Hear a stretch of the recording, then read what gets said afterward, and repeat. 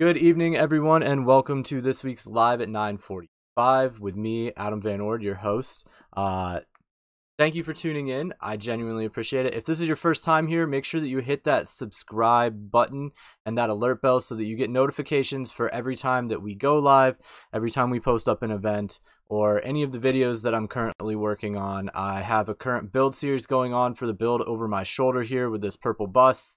And it actually is sitting on a Red Cat Gen 8 chassis. Tonight on the show, we have Eddie Goodridge of Team Brood. If you don't know what Team Brood is, you can check out all of his links down in the the video description. There are links to all of to his website, his social media, and so on for Team Brood. Team Brood does electronics and motors and is a long time contributor to the scale crawling community. I had Eddie on last year, and I'm excited to be able to talk to him again tonight. And so a couple of housekeeping items before we get fired up and running. Guys, as you comment, I am reading them. I'm paying attention to them. I'll try to ask your questions if you have one that I can throw into the mix. Additionally, please keep your comments in the PG realm. That way that it can stay family friendly, and anybody who's tuning in and doing the show won't offended. So I would genuinely appreciate that. So without further ado, I am going to click some buttons, transfer some things over, and bring Eddie on the screen. And so here comes his smiling face, and here unmutes his microphone. So good evening, sir, and how are you tonight? Tired. It's been a long day. So a lot of running around. Had to go by the 18-year-old kid. I don't know if he's really a kid anymore, but he needed a new car today, so we went and got him a new car. Awesome. Productive day. He's pretty happy, so he's driving around. And, yeah, so having to figure out you have to get the more expensive gas when you buy an Audi. Ooh, yeah. Absolutely. So, all right, we had you on last year. So you're no stranger to the format, and you're no stranger to interviews and so on and so forth. Can you tell us a little bit about yourself, a little bit about your background in RC and whatnot, for people who may not know who you are, people who are maybe catching this as their first interview with you or whatever? Sure, not a problem. So I live up in the Seattle area in Washington State. We pretty much just tell everybody Seattle because no one knows where anywhere else is in the state at all. So Seattle, though, it always clicks. Been married for over 20 years to the same lady, 4 boys, with my oldest being 21 and my youngest being 12. Um, yeah, I've been a hobbyholic my whole life. Sports guy. Kind of a weird combo, I guess, but it is what it is. So it kind of always kept me busy as a kid, and I didn't have time to party and all that kind of stuff. But it made interesting weekends where I got to do lots of cool stuff. If I wasn't Yeah. racing RC cars, I was playing baseball or basketball or whatnot. And as I grew up, still continued to do that stuff, and had an opportunity to start Team Brood around 2003, and so we started Team Brood, and we kind of went slow at first. Didn't make the company just like bam, here's our stuff and buy it. We really took our time to make sure like everything we were doing was literally the best it could be done, and our processes were all refined and whatnot. And it took a bit, but once the products came out, we quickly started winning a lot of races and doing really well. And as time went on and the RC industry moved from brushed motors and nickel metal batteries to brushless motors and LiPo batteries, we kind of migrated it over to the crawling market that we kind of had already gotten involved with. We were making motors for other companies that were putting their stickers on them and saying they were the new hot motor guy, I guess, at that time. And there was about 4 companies that we were doing it for, and we were selling them ourselves. And we kind of just was like, we still get to make brushed motors, and we've got a lot of cool stuff, and there's no rules, so we can make whatever we want. Right. And I wasn't comfortable with the brushless rules at the time. I thought there was going to be a lot of change because one company wrote the rules, and they were kind of, I mean, to be frank, they were dumb.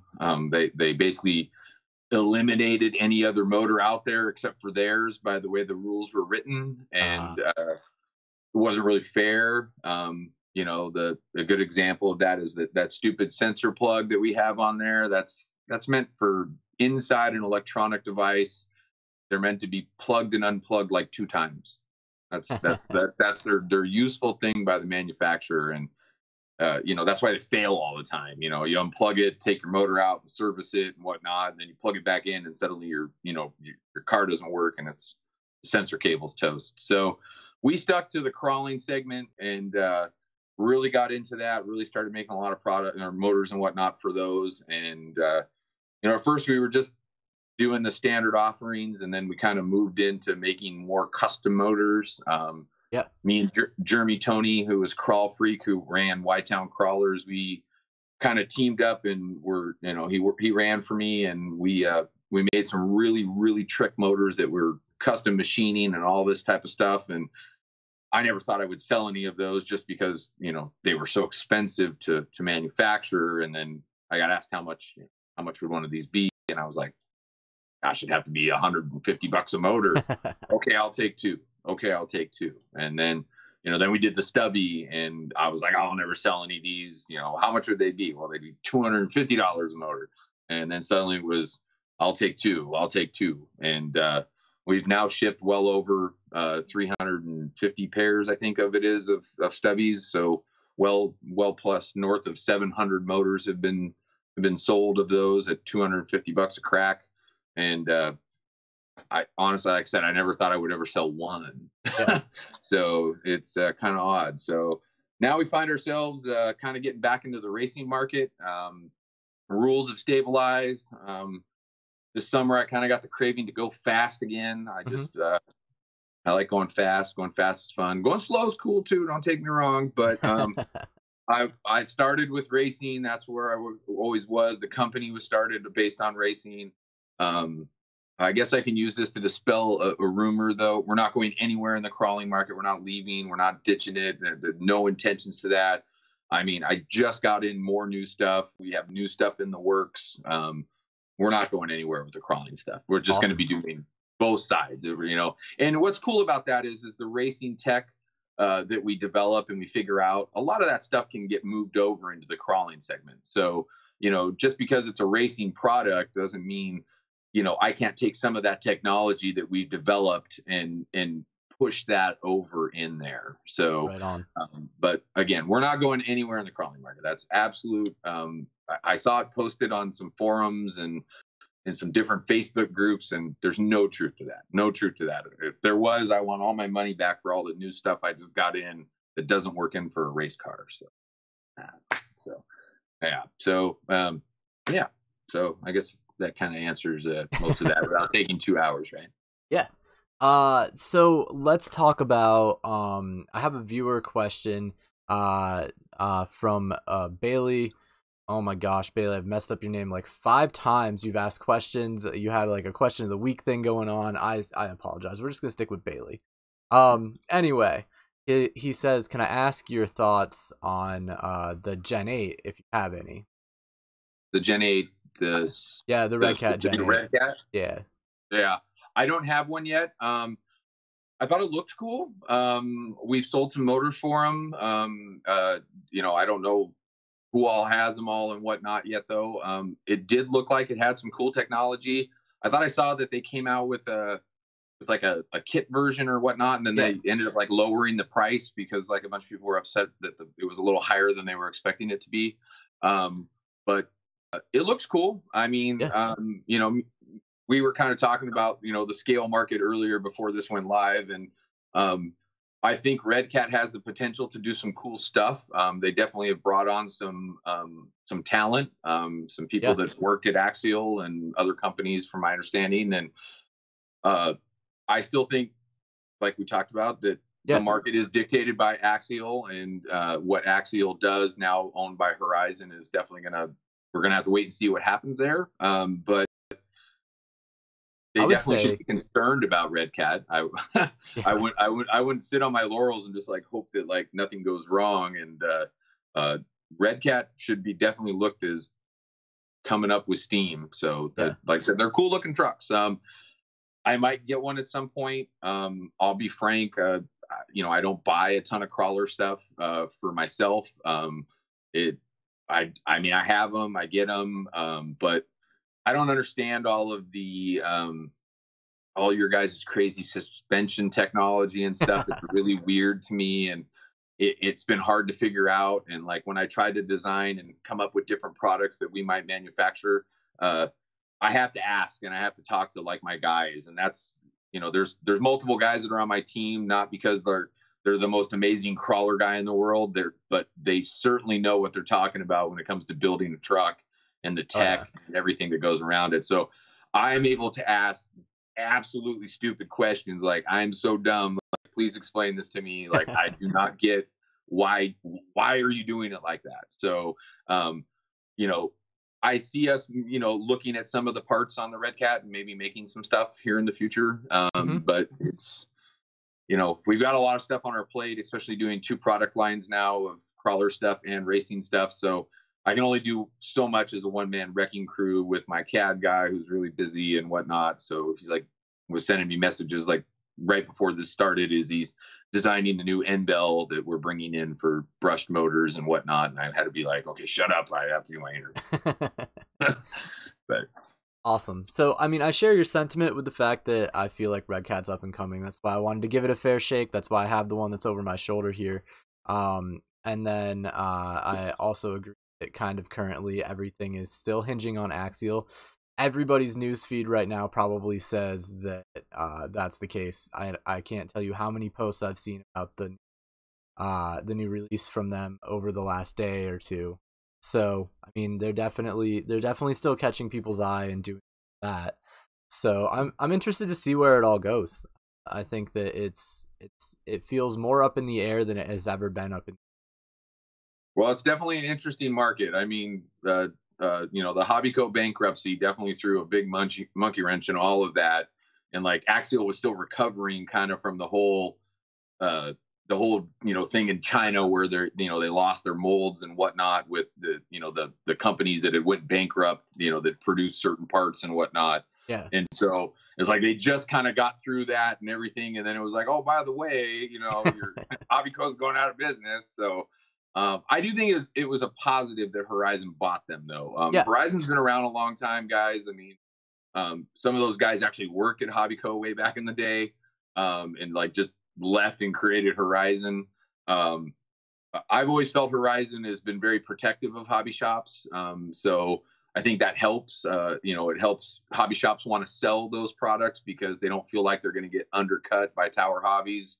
And if you notice, Tower Hobbies has rolled back a lot of those things that they used to do. You don't get these crazy coupons and everything like you used to. And I worked at a hobby shop when I was in high school, and we used to have a speed control that was made by Duratrax that we sold, and I think we sold it for like $34.99 or $39.99, and it cost us $29.99, and you could buy it on Tower Hobbies for $27.99.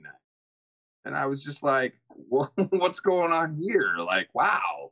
Yeah. You know, I mean, it made it really tough when you could buy it cheaper than we could buy it as a hobby store. Yep. And I was never a fan of that model, and Horizon never had that model. And I mean, even when they finally brought on their online store, they were the prices were just so high that no one would even buy from it. They're still not even that great. I mean, they're still up there to a degree. So, they have map pricing on a lot of their items, which they've now instituted on some of the brands that they bought in the Hobby Co. So I think it's a positive, but we still need to see what they do because, they are a different company and they might have a different philosophy, and clearly some stuff changed because a bunch of people left. So obviously, like, certain things were not agreed upon and whatnot, including a couple of guys that had been there since day one, back when Axial was trying to make gas engines for race cars and stuff way back in the day. So that's how long those guys had been there. And, and now they're gone. So we'll see. Like, that's all we can do, really. I mean, we can say whatever we want on an interview or post it on the forums or the groups, or they don't care. That's their deal. They're going to do their thing. And I think we'll have a kind of a decent idea come like June as Axial Fest gets closer and whatnot. And then we get into Axial Fest. It's going to be interesting to see how that's all handled, especially since like where it was held is like got sold, I guess, like Campground of America bought it or whatever. Yeah, so, I didn't catch the part that said what exactly happened, but I did catch that campground's not available for it this year. So I know the campground definitely sold. Like I believe it was KOA. I mean, I'm sure I can't see the messages, everybody, so I'm sure someone will correct whatever we might say wrong, but I'm pretty sure KOA bought it, and then they're doing like a massive like remodel. I don't really know what you remodel on a campground, but whatever. I mean, like, here's the new bathrooms. I mean, whatever. I don't know. So, I didn't know that stuff took that long, but clearly it does. So, but I don't know. People seem to be okay with I guess where the new location is. I haven't really looked a ton into it. So, been pretty busy, and I haven't got a chance to go to Axial Fest. I'd like to go, but I'm interested to see what they do with the vendor rules, because the vendor rules were kind of tough for businesses in my size. Like the fees made sense if you were like A-Main Hobbies or Vanquish or something like that. But like for a company of my size and in any company mine, like they didn't make sense, and they didn't know if I could qualify as the chassis guys or not, which was a significantly cheaper price. And so I ended up just kind of passing on it until they figured that out, and they never really figured it out. So maybe they'll figure it out soon. Gotcha. So we talked last year and talked about a ton of stuff in it. Guys, if you didn't see last year's interview, you can go into the season 1 playlist over here on the YouTube channel. It's all documented over there. And so we had a huge long discussion, but what's new this year that wasn't on the table for Team Brood last year? I think the biggest change at this point is we got picked up by A-Main. It was kind of a long process and whatnot. We've been trying to get in from a while, and we got in with A-Main, and they put their first orders in October-ish timeline, right around there, and we started putting in orders and getting them out to them, and the products have ramped up with them, and it's eaten up a lot of time, and it's made it where it's a positive. I mean, I'm selling more stuff. A-Main is obviously the biggest online presence, for RC stuff out there at this point. And I've seen increased direct sales as well. Hopefully A-Main doesn't get mad about that, but you know, search engine stuff pops up and they're only carrying certain stuff. They're mostly carrying a lot of the more standardized motors and whatnot. So they're not carrying like the stubby and stuff like that. Yeah. They don't, I don't ever see them carrying the stubby. I mean, I may be wrong. Maybe someday they do bring it in, but, you know, it is a $250 motor for the, you know, the ultimate versions and whatnot. We actually have gotten the price down on the regular stubbies. They're down, I think they're like 180, like that, 175-ish, right around there. And but you know, they brought in a bunch of those, and then they started bringing in some of our other products, even a couple of our new race products that we've brought out. And it's gotten to the point where, you know, it's like I'm filling those orders and I'm getting increased traffic just because now my stuff's showing up in search results and whatnot, because A-Main just, you know, dominates the whole search engine stuff when it comes to RC stuff. I mean, you know, they're everywhere on whatnot. And we just recently did like a giveaway with them, and we did like an interview article. I'll send you the link, and I guess you could post it down there. But absolutely, it's on their blog.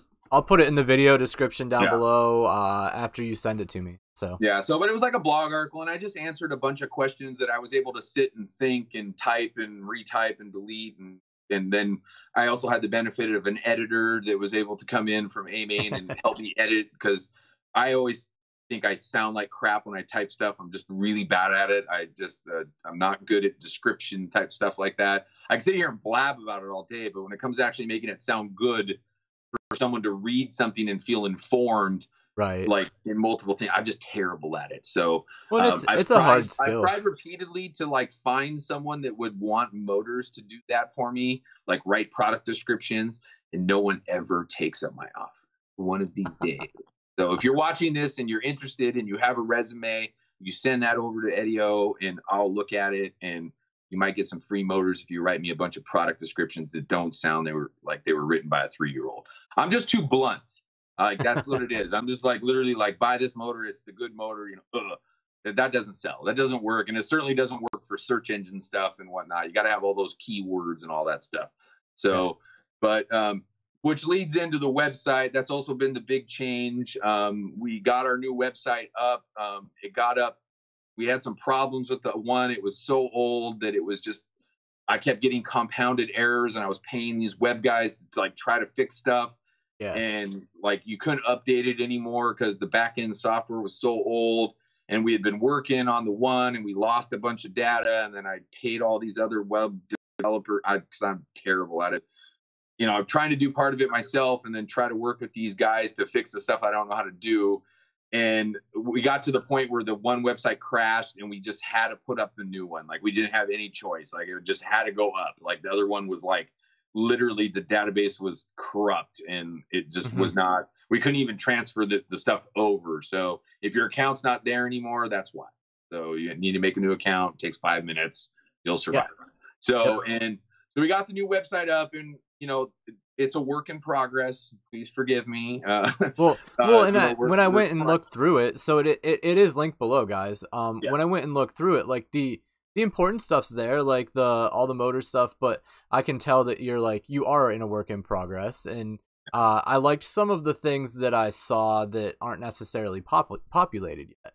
And so like in doing that, like I'm curious as to like we're skipping around a little bit, so give me a second to find what my question was, but I can't remember what the specific title was, but it was like a tech piece on the website, and I'll look for the title as you're answering it. But you have like a tech portion going on. Do you see a big need for that in what you're doing? See that's going to be like extra beneficial for what's going on. Like you must, if that's what you're putting in there. So like, what's the thought process there? Well, I mean, it's partial both ways. I do see a need for it. You know, there's always a need for motor stuff, and there's always a need for motor knowledge and to understand how these little things work to power your car or your truck. Right. And you know, I can give a great example. And if he's watching right now, I'm not trying to point you out or whatnot, but like I had a guy order a motor, one of our new ones that I'll actually show here in a few minutes. But he ordered it. He needed it for the weekend. He paid to have it overnighted. And I normally don't do that, but he really wanted the motor, and A-Main didn't have it, and so he wanted it. So like I got it done, and I got it overnighted to him, and he got a hold of me at the end of the weekend, and was like, my motor started smoking. It got hot. The brushes came unsoldered. Is that bad? Yeah, that's bad. If it's getting that hot and you're unsoldering stuff, that's bad. That's not good. That's not good at all. And right. I said, send the motor in, and I'll take a peek at it. We'll figure it out. And did you do anything to it? Well, he's like, I sprayed it out with the motor spray, like you said, which is good. You don't spray out your motor when you get it in yucky stuff. That's bad. He did that. Good stuff. I get the motor, and as soon as I opened the package, I was like, gosh, what is that smell? And then I tore the motor apart, and I was like, what is all over this motor? And I was like, did you spray something on this? Like something different? And he's like, no, I got the motor cleaner from the auto parts store, like you said. And you can go to auto parts store and buy CRC electronic cleaner. It's motor spray with a different label. It's kind of more expensive too, but it still works. And he's like, yeah. And then other than that, I just oiled the bearings and everything was going. I was like, so I had to go to the hobby store, Hobby Lobby, for my wife to pick up some stuff for her costume thing she was working on. And he told me he used 3-in-1 oils, and they had 3-in-1 oil there. So I smelled it. And then I went home because I didn't have any at home myself. I don't use that stuff. And then I smelled it, and I was like, you know what? Like, that is 3-in-1 oil. So I sent him a message. I was like, did you put a little too much 3-in-1 oil on this? And he's like, actually, I think I kind of doused it. It got all over, and my bad. It's like, yeah. Yeah, it was all in the motor. I mean, it was dripping. It literally took me like 10 plus minutes of like cleaning this thing out. And the 3-in-1 oil, it actually sucked in a whole bunch of like sand and whatnot in the motor and just ground the arm to a halt. And it burnt the phenolic washer at the top. It just destroyed it. Yeah. And so that's bad. I mean, that's bad, And so I got them fixed up. I even sent them a free bottle of Team Brewed oil. So like, you can use my oil, and now 3-in-1. It comes in a cool little applicator too, so you don't got to worry about it. I mean, those things are meant to like, big bearings or door hinges and stuff like that. It's stuff squirts all over. I think it uses the same top as like lighter fluid. Definitely not akin to like not getting where it's not supposed to be. So, and stuff like that happens. I mean, so whatever. I mean, and he owned up to it, so, and we got him fixed up. We got his motor out and everything. But I think the tech articles will help with stuff like that. We're like, use this and don't use that and whatnot.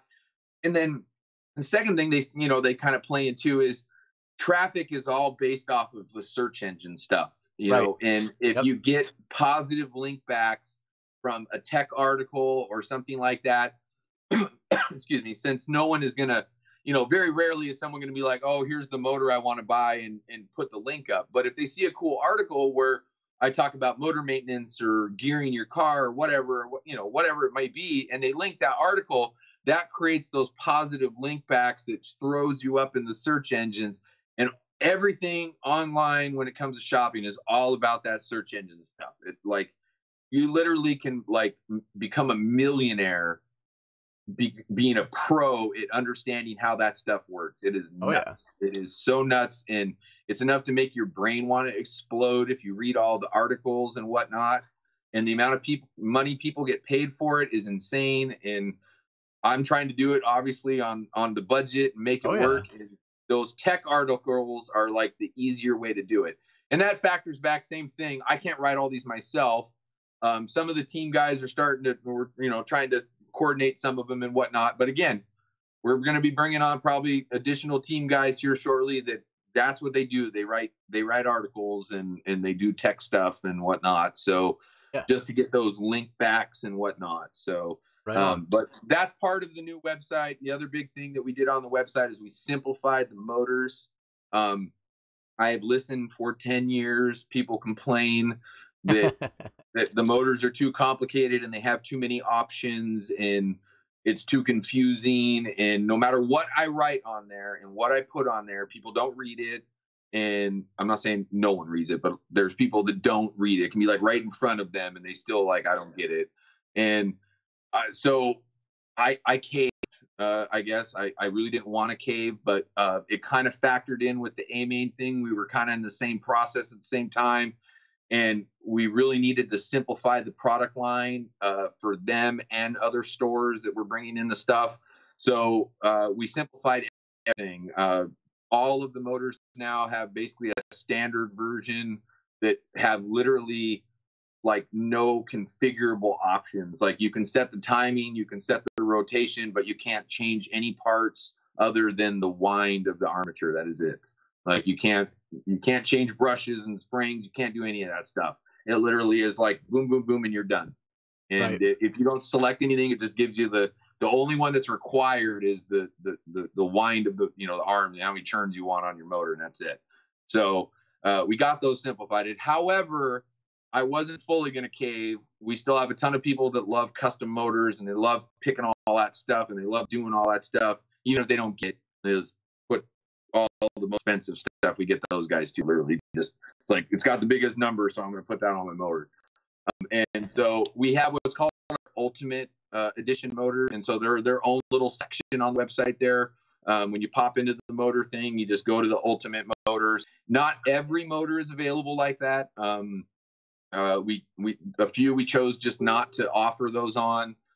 Some are still available in those whatnots, but and then we're still adding some. Like I didn't have time to put them all up there yet, so we're Right. still adding some to the list and whatnot. But there's certain motors I just don't want to make too much stuff configurable on because I'm trying to keep the motor like and you can get it on a different motor. It's just that specific motor I want to keep it like that. So Right. that's kind of what we're doing on it. So much easier to order motors now, especially if you're a store or a website or whatnot. You can easily get a standardized motor and whatnot. And we were able to get that all working. And stores can order on the website now, which we had the old software didn't do it. And so the new software does. So Yeah. stores can get signed up, go on there, order whatever they want, and they don't have to like wait for prices from me and all that stuff. So yeah. Right on, man. Right on. So, the two areas that I was talking about, I have the website pulled up over here. It was the tech blog and the tech guides. And so I think that those were what you discussed, and I think I like those additions. So it's not just come buy this thing, like you have useful information as well. And I think that's a big deal. So Yeah. So the tech blog basically will be like some of our stuff and we'll be linking other people's stuff. yeah, Just because it's all that link back thing. It's really weird. It's really hard to understand especially if you've never even looked into it. But like if you can link some guy's article that he did about, tire foams or something, and whatnot, and you link that in your blog, like, hey, these are the cool tire foams and whatnot, and then he links back to you, that helps your search engine stuff go up. It's all about those. And it helps other companies too that we work with. We do work with other companies and whatnot. So, if we can link their articles and promote their stuff and they can link our stuff and promote our stuff back, then even better. So, yeah. I mean, it's a win-win for all of them because, there's certain stuff I'm never going to make, but I use it. So if I use it, I'm going to push it, is that, hey, this is a good product, so you should use it. So. Yeah. So I'm going to take the moment to plug the video description below. Go check out when you're done watching. Don't go right now. Stay live with us. But when you're done watching, go check out in the video description. There's a link to the Team Brood website, all the social media stuff for Team Brood. All my stuff's down in there too, guys, as well. And if you currently are not a subscriber, hit that subscribe button and the alert bell so that you get notified when we go live, when we have shows, when we put videos out, so on and so forth. I'm going to kind of come back to a question, and I know that since this is interview number 2 for you, this is a little bit of a repeat, but like, can you discuss a little bit about like the mindset of like how Team Brood started and what really like was the thing that started it, like the first product, the initial piece? I mean, I've been doing RC since 1987 when I got my Tamiya Hornet for Christmas, and Right. My dad was friends with the hobby shop owner that he got it from, and I don't know why. My dad was really into like just regular plastic models, and my dad had them put mine and my brother's cars together for us, And my brother, who's an idiot, but whatever, he he was fine with his being already put together. He got a Grasshopper. I got the Hornet, which was a slightly more advanced version. They're basically the same car, minus like a couple parts in the body. And mine was already put together. I was really mad. So I took it all apart. I took it like completely apart and like put it all back. Like I took it all apart, laid it all out just like it would have been in the box, and I put it all back together myself because I was really upset that they did that. I felt like my Christmas present was like not as cool as it could have been. And so, you know, I've always been into that stuff, you know, we're like just messing with the motors and building the cars and stuff like that. So motors always caught my thing because my dad showed me slot car motors when I was younger, how to rewind them and whatnot. And we ended up breaking a window when my mom was gone for a weekend and had bought us a new slot car track that we weren't supposed to rewind the motors on. And we rewound them and broke the huge window in the our living room. And my mom came home and there was duct tape and tarp over it, and she wasn't happy. And then Stompers came out a few years later. They have basically a slot car motor in them for the most part. And so same deal. I started taking them apart and rewinding my motors, and I had like the best Stompers. Mine were faster than everybody's and more powerful motors. It was awesome. So when I got into RC, you know, motors, I was instantly drawn to them. They were like the way to be faster. Probably should have paid more attention to setup and practicing and screwing with my motors, and I probably would have won more races, but I mean, it is what it is. And so, I mean, you know, we kept doing the motors. And when we were younger, me and some friends always talked about doing a motor company. Let's do a motor company. So I'm older, you know, in my mid-20s and whatnot at this point, and I had some money, I had whatnot, and I decided to start an RC company. And motors were obviously the instant draw. I'm going to do motors. I'm going to do batteries. That's what I'm going to do. I'm going to do it. And so that's what we did. And so we started around 2003-ish and hired Big Jim Greenmeyer to be like our consultant. Guy was an absolute motor guru. Had him come up and help us get the right equipment, get everything set up. I mean, he trained Peter and me how to wind and do all the whatnots that, you know, that we didn't even know what we were doing, because there's, you know, tuning motors versus actually manufacturing motors. Right. There definitely was a learning curve. And so in the racing days, we had basically two types of motors that we dealt with. We had the spec motors or stock motors, and then we had the modified motors. Well, most motor companies back then that weren't Reedy or Trinity or Orion, they basically were just motor tuners. They were companies that bought the Trinity or the Reedy stock teardowns, re-shimmed them, zapped the magnets, put different brushes and springs on them, tuned them up, put them on a dyno, tuned them some more, and then shipped them off to a customer. That's all they did. Mm-hmm. And I didn't want to do that. I wanted to actually make modifieds myself, and I actually wanted to make a motor from the ground up myself. And so I bought all the stuff to actually make mods, but it was a lot different than a slot car motor or a stomper motor. Was learning, and you know, you got the rude awakening that, like, oh, by the way, the machine that balances the armatures is $10,000, you know. And that's just one thing, and you haven't even sold a motor yet and you've already spent 10 grand. So I gotta pause you for a second because I have a big question with that. So do you have like a warehouse or something, or like a factory that you're doing this in, or is it all attached to your home that you're So originally, we did Brood out of my parents had this humongous like store thing that they ran, and it had a huge back warehouse area. And I basically rented some space for my mom, and I didn't really pay. They wrote it up as I rented it from. And so no one pays their parents for that.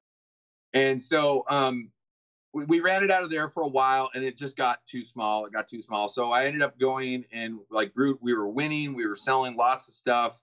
And you know, and I had multiple employees by this point, and I mean, they were sending me dirt. That was really before text messages, but they were text messages to a degree. And like, I'm gonna quit if like we don't find a bigger space. And so I went looking for a bigger space. Ended up renting this humongous building that we put a full size off road track and an on road track in, and then Brood was in this humongous area in the back that was enclosed and coordinated off on its own.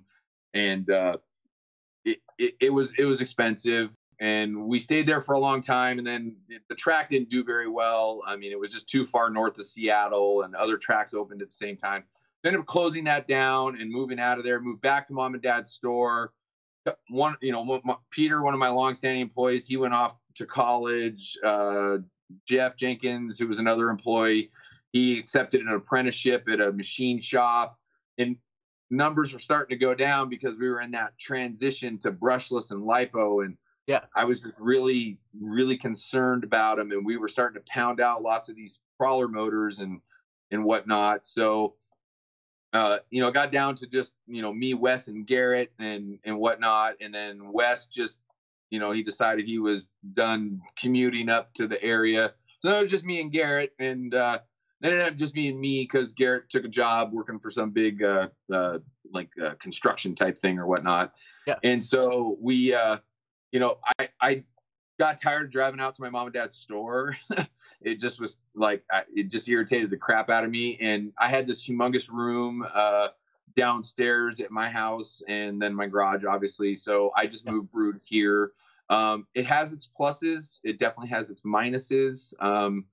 Some days get interesting, you can watch TV instead of actually working. So, you get in those binges where you're watching Netflix. I don't really have Netflix, but kind of like Netflix. Yeah. And so it can make it interesting. But it also makes it easy because if I need to pound something out or whatnot, I can get it done. So, so as of right now, Brood's still at the house. I run it out of the house. I've got plenty of space.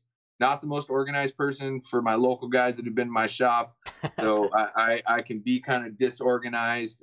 So I'm hoping, though, here shortly, we are thinking about getting an actual space for Brood and moving it to that. We'll see, though. I haven't 100% decided on that yet. So just with the different machines that we have now and whatnot, it makes it kind of interesting. And I'd like to use those machines a little bit more, but having them up in the garage versus not down in my shop spot is a pain in the keister. Not to mention it can get a little on the colder side here occasionally, and being freezing out in the garage is not fun. So. Right. Yeah. All right. So, do you have anything kicking around, sitting around? We can do a little show and tell that maybe some people haven't seen yet, or that on the newer side. That you want to share? Are we talking new products? Is that what we're possibly? Okay. I mean, I'd be good with that if you're down with that. I did pull a tray of a whole bunch of cool new stuff that we're working on. All right, and some of it's already been released. I'm just really bad at making a big deal about it. So, so this is our new Devastator 550. Pretty cool. I think it's a spiffy little motor that we've got going on here. It uses the same can design style, just longer, to get that whole 550 length out of it as the Maelstrom does. We actually have the double mounting holes on the bottom now, which people for the longest time complained that we only had single ones. It is a CNC machine can like the Maelstrom. The CNC machine cans are just way more accurate when it comes to how the magnets sit in there and air gap to the armature. Just more precise. Everything about them is better. They're made out of the optimal steel versus the crap that they use when they stamp the motors. Basically, a normal motor can like the Apocalypse or the Spectre, or even if you go over to other brands, the Torque Master, the Crawl Master, or the Tekin HDs, or like that, all those cans, and they're actually all the same can. They're made by Sagami in Japan, and they're stamped. And basically, it starts its life as basically a flat piece of metal that goes in this huge press that stamps it over a die, and it pushes and deforms the metal over it. And what ends up happening is that center hole there, it's not terrible, but it's not perfect. And when you get to a CNC machine one, they're perfect within, a thousandth of an inch or less in most cases. So, and the stamped ones are not perfect within a thousandth of an inch. And so that allows you to have perfect air gap. And air gap is basically the space in between the outer diameter of the armature and then the magnets itself. And if that is slightly different, it can throw off startup and torque and brake and RPM and just everything. It can throw it all off. And, it's not terrible that those motors are made like that, because I mean that's just how they're made, and it's a cost issue. This can cost 5 times as much as those cans cost to make, at least, if not more. So and they're significantly more expensive. So everything's superior, and then we get to make these out of 1018 steel, which is a very standard basic steel, but it's also the best magnetic steel. There's nothing better than 1018. It has the perfect carbon content, which is what you want for how magnets work with back iron. So, but these are on our website. And the funny part about these motors is CNC machine can, hand wound armature, all the good stuff that you would want out of a motor. And they're basically the same price as our competitor's motor, within like $5, I believe. That his are just the Sagami ones that are basically the stamped can, the standard M-Bell, still a hand wound armature and whatnot, but you're basically getting ours with the CNC can for almost the same price. So, but very popular so far for the Traxxas trucks, because they use a 550 stock and people like to keep that 550. Gotcha. So gotcha. We've been selling them. A-Main is actually stocking these. It's it's actually the only motor from the machine wound series, or the CNC machine can series that they're carrying. So at this point, that's the only one they have. I'm hoping in the future they'll bring in maybe the Maelstrom or the Doomsday or whatnot, some of the other ones that we have.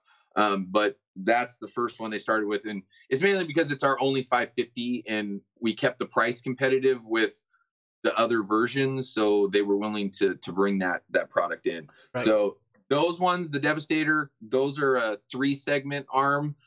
We have a 5-segment version coming out, different name, hopefully within the next few months. I'm waiting on armatures, so they're being kind of a pain in the butt with the armature. So I kind of have to.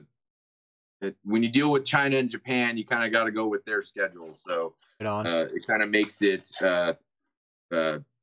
where you're stuck with what they're doing. So to continue other new stuff, we brought in some other new cans. These are products I was talking about that we just brought in for brush motors. So this is a Conflux can. We brought them back in the thicker diameter, basically, so the wall is going to be thicker. So this is the 0.04 wall, which we had before. They weren't as popular with the comp crawler guys, but for the scaler guys, the Conflux has actually been really popular, even though it has the bigger vents on the bottom where more gunk can get in there. Yeah. Some guys are cool with that, I guess. I thought that those were really big holes and a lot of crap to get in there, but I guess some guys are okay with that. And so thicker back iron is going to give you more torque and more brake and whatnot. Motor's going to run cooler. So we brought these back in. They're the new style can too, with the fancy new coating and everything. Right. These aren't out yet until I get rid of the rest of the singles. But if you send me a nice, sweet message, I would sell you one. This is the Maelstrom can, which everything is the same as the old can, but we've added the double mounting holes on each side.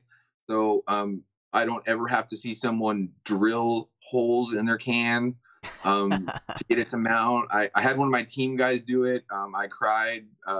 It's just a lot of bad stuff can happen when you're poking a drill through there, namely hitting magnets that are extremely brittle, or hand wound armatures that have copper that don't like to get mushed together.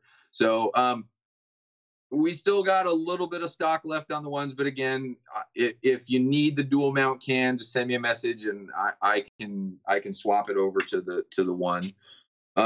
We also brought in a stubby can with the solid bottom thing. Right. These are actually targeted for the Sisu motors, but I could build a stubby with these. These ones have the 030 wall. So, right in the middle, which is the most common stubby and the most popular, but no vents and the dual mount controls, which again is to help out with getting that motor clocked just how you want it versus getting stuck. And then we also brought in the stubby cans again in the 40, just like the Conflux. Same deal. We have a lot of people buying these for the scalers, specifically the Toizuki ones. Yeah. They need that shorter motor in some cases, depending how you have stuff mounted. And I've been selling a tremendous amount of stubbies for those. So we brought these back in. None of these are on the website yet because I needed to. They kind of got the paint a little thicker than I wanted, so it's made the bearing a little bit of a challenge to press in. So me and my machinist guy are making this really fancy bearing press that kind of makes it a little easier because I was like grenading like 1 out of 4 bearings, putting them in. So I was like, okay, I'm gonna wait. So, but that's actually done. I just got to go pick it up, but I haven't had time to drive down because he lives down south of Seattle. So. Yeah. So, see here, other cool stuff. We brought in lots of colored. Let me see if I can get this close here without making it. So we had the colored heat sinks before. These are your hood heat sinks, and we had the colored standard heat sinks, but now we got the spring post to match. Nice. So a lot of people are into this. If Corey's watching, he's probably getting all excited right now because he's really into the purple stuff. He is. He is. He is. It's even his nickname. And I know. Yeah. So, and then we have like blue ones, and see, we also brought in some smaller, like they're like a elimination. I'm having troubles like coordinating myself to where to tip this, but they're basically like an elimination. So I used to do just like a screw down here, basically, like, and it doesn't have enough surface area, so every once in a while they could work themselves loose, especially if the heat, the brush hood was rubbing against the rocks. Yeah. So I brought in these washers to increase the surface area, and I got them in all the colors. They come in a countersink or a button head or a cap head style, and I got them, like I said, I got them in all the colors. We have green as well. We got the black ones. Red ones, the really ugly orange ones, but people are into orange, so I'm not going to argue with them. So we got all the cool colors. So if you want to coordinate your L's now, we can do that. I never realized it would be overly popular. We tried to do it way back in the racing days. I brought in all of that stuff colored, and like it literally did not sell. I think like my team guys used it all on their own personal motors, and I think I sold like 10 ever.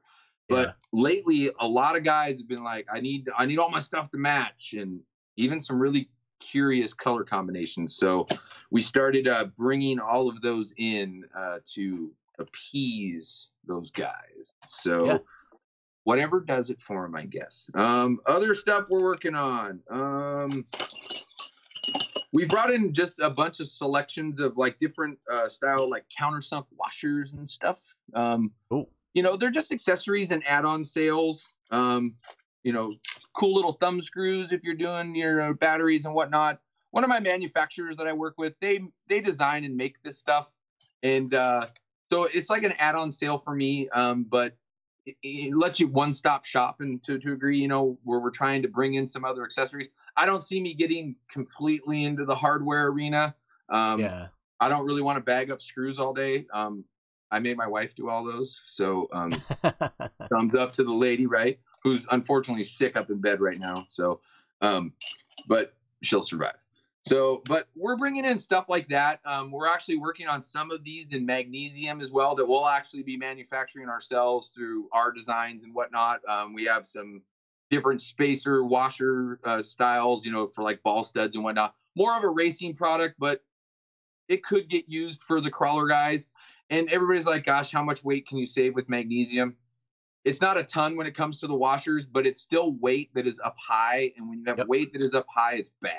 Just bad. Yeah. So the lower you can get it and then put the weight where you want it is what you want to do. Even on a race car or on a crawler. It doesn't matter which one you're absolutely. At. So, battery. Okay. So we don't have a ton of these left. Is it backwards on your screen too? No, it's not. Okay, so cool. last year like it did backwards. I'm going like, wow, it's backwards. This year we don't do backwards. Everything's the right way. So we're all high end. Okay. Thank you, YouTube. Sorry, Facebook. Oh, there we go. So everybody's looking at this going like, big deal. It's a 500 milliamp. You sold those for like 5 years.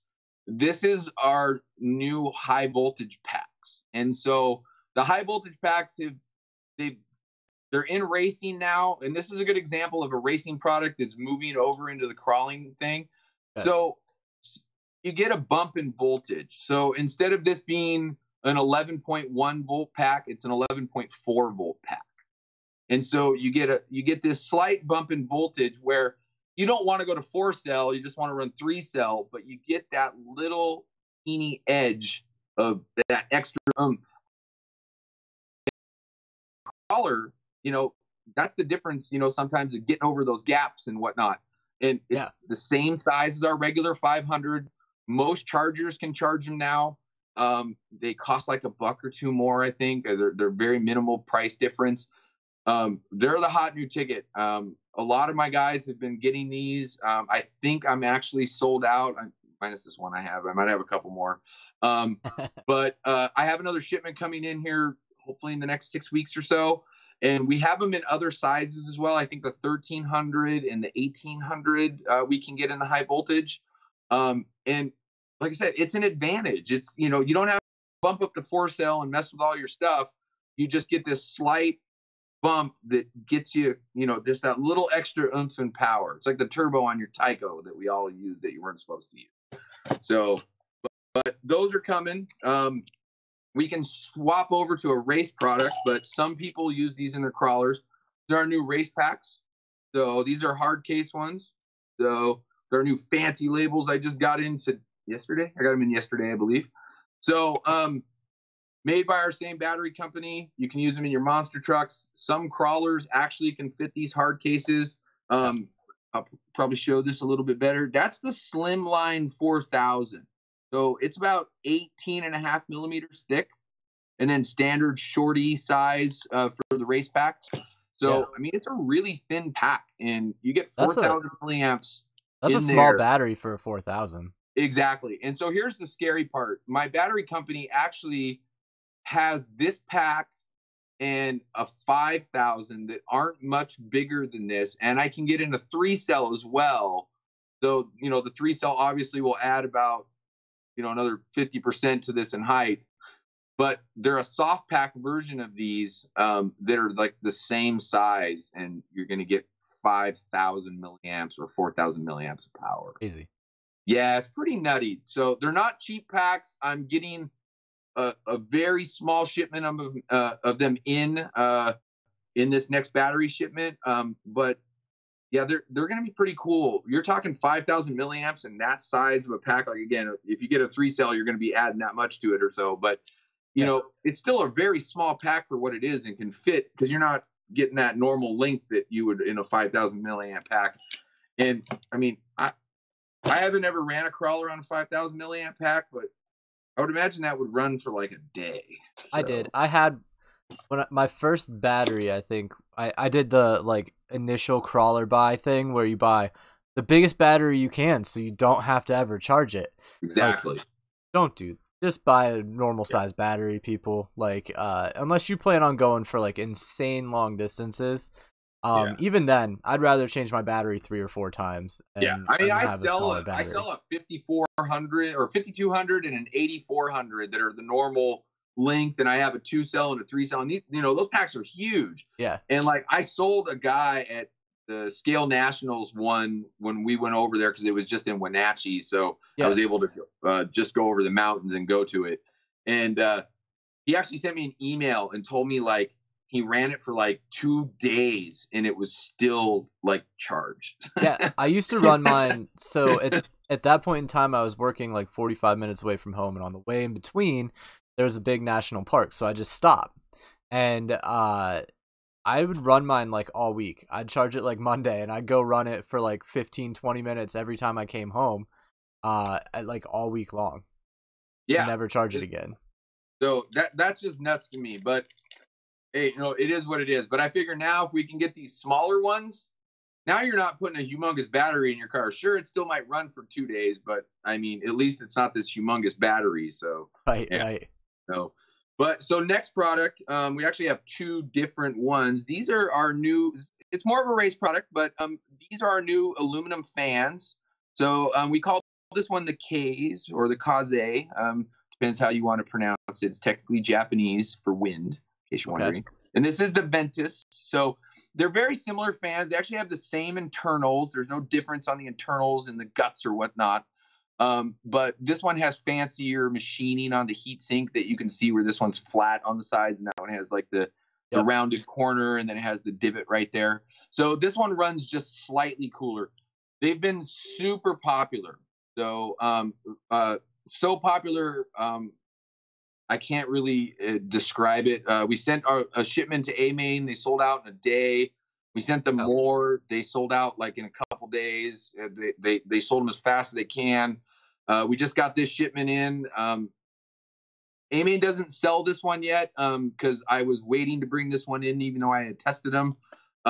I like this one better because in the race cars, it mounted better if you had to use double-sided tape or shoe glue to hold it in there because not every car has a mount. Right. These things blow a crazy amount of air. They don't break if they get hit. They can run off high voltage.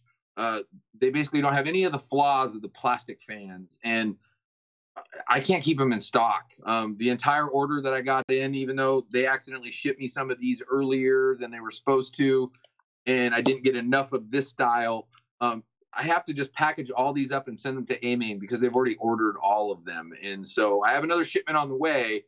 I've had a couple guys buy them and put them in U4 trucks. Okay. You could probably use them in a scaler. I mean, obviously your concern there is if you're getting in nasty mud and water and whatnot.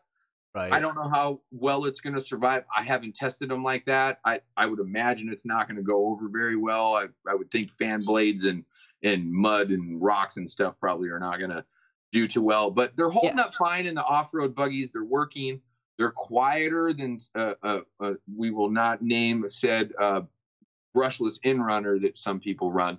They're not that loud, but they definitely blow some air, and you can hear them. I have two of these in my off-road buggy, one on the speed control and one on the motor, and yeah, it's loud. I like stick it down on the track, and it sounds like a jet plane about ready to take off. But they save your motor, they save your speed control, they work. So, again, they could have some uses in certain crawlers if you're going to stay out of the elements. But if you race U4, as long as you're not, again, getting in nasty elements, those motors suffer pretty bad. The U4 ones, they get really hot. Mainly because they're like wide open and then they're binding them up and then they're wide open and then they're binding them up. And then they're poorly geared usually. So it's really easy to smoke a motor. So I don't doubt that one bit. Yeah. So as soon as we get more, they'll be on the website. Again, the one is called the Kaze and the other one is called the Ventus, which is Latin for wind. We're trying to get cool names. So plus I'm outside my realm of the strange names that I usually use for products. This is a tool. So for all you carbon fiber junkies. So I used to be the importer of these way back in the racing days. And I still had some, and they were just kind of hanging around the shop, and they were really expensive back then, like over $30 each, and which made them a little bit difficult to sell. But like they literally weigh nothing. They're very well machined. Team Magic is who makes them, which is their hard racing line. They're a very high quality tool, and I just sent them an email and I said, "Hey, I noticed these things are still on your website. Can I just get like a 2 millimeter and a 2.5 millimeter because like someone stole mine over the racing years, and I really would just like to complete my set." And they said, "Oh, your account's still good, man. If you want to sell them, we'll ship them to you." And I was like, "Okay, then." So they'll be on the website here shortly. They're not a cheap tool. They're still over 20 some bucks a tool, but you can't really top the pimp factor. The carbon fiber handle, aluminum machine, nice quality, hardened. They're an awesome tool. So some of the best racers in the world used these things way back in the day, and now some crawler guys can use them, or obviously racing guys that are buying stuff. Absolutely. So what other new stuff do I got in here? I thought I had like well, and then the other thing we're bringing in is a different selection of like greases and lubes. I don't know if I have one in here. I might. Thought I had one in here. Maybe I don't. Oh no, I do. There it is. Like this one is probably my favorite one. So obviously you're just looking at a little plastic container that I got from the makeup place, but hey, it works. That's what everybody puts them in anyways. This is our new tapping lube. I discovered this stuff in my machining courses and whatnot. It is just a repackaged product, like every single grease and lube and everything out there that you're buying from RC. No one actually makes that stuff. It's all bought from some big lubrication oil grease company, you know, and then repackaged in a smaller package. That's just the way it works. No one wants to carry a grease thing this big in their box. I mean, it doesn't work. So we're getting them in smaller containers. This stuff works wonders. It's not chlorinated. It's not sulfur. It doesn't have any petroleum in it. It won't soften plastics. It's actually biodegradable and even food safe. I don't know if I'd eat it, but you know. But if you're tapping turnbuckles, you can even tap metal with this stuff. Awesome. It is literally one of the coolest lubes for tapping that I've ever used. And the fact that like it's safe and it doesn't soften.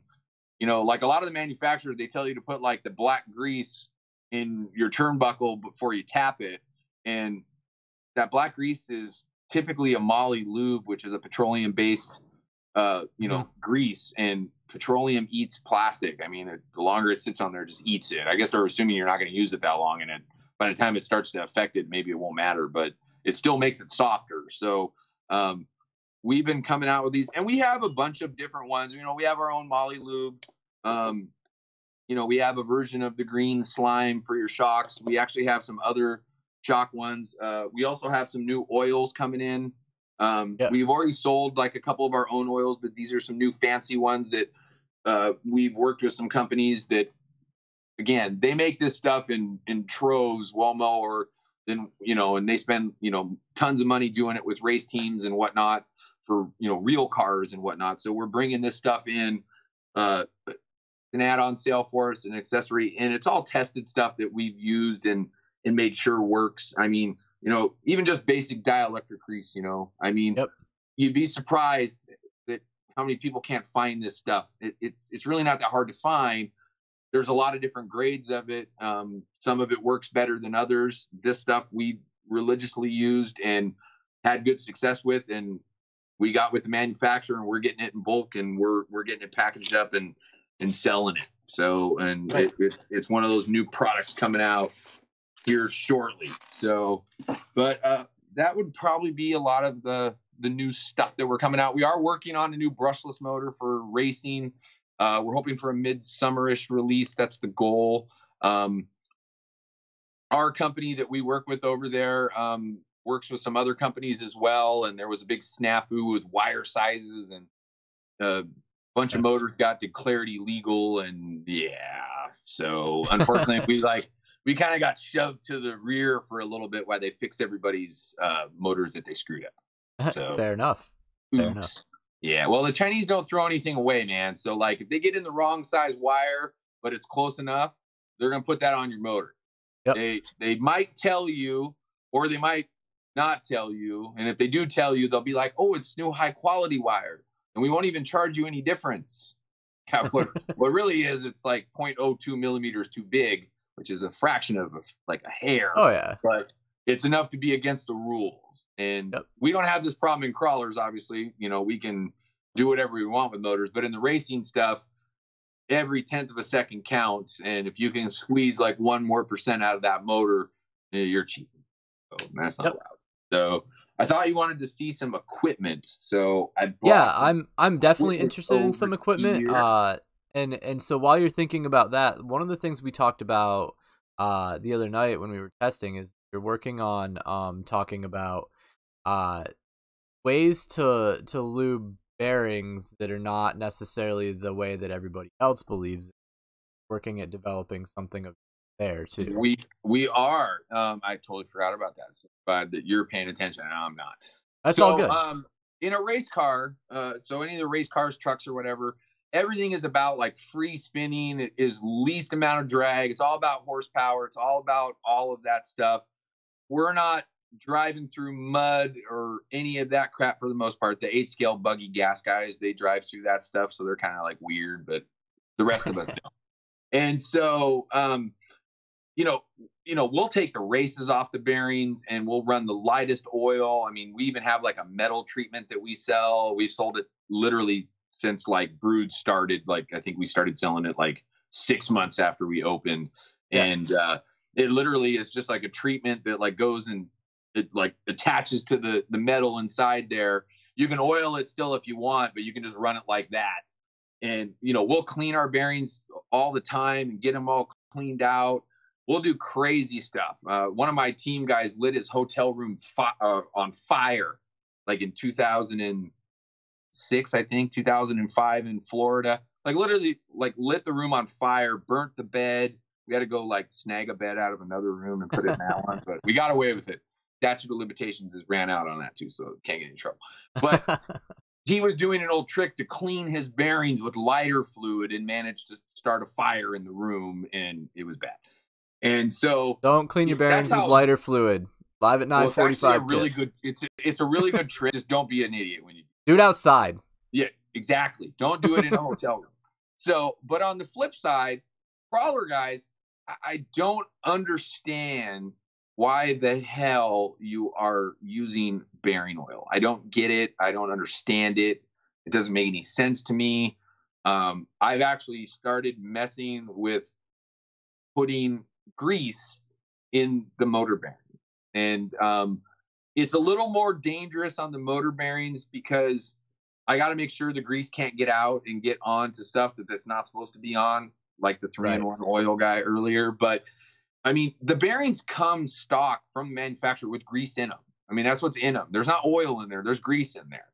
And everybody oils their bearings. And if you don't clean out that grease, because they all come with grease for the most part, maybe the fancy, you know, Bocas or the Avids or something don't, but all of those other ones come packed with grease. And if you don't clean that grease out and you put oil in there, it doesn't really do anything other than make like soup. So I don't know what the accomplishment there is.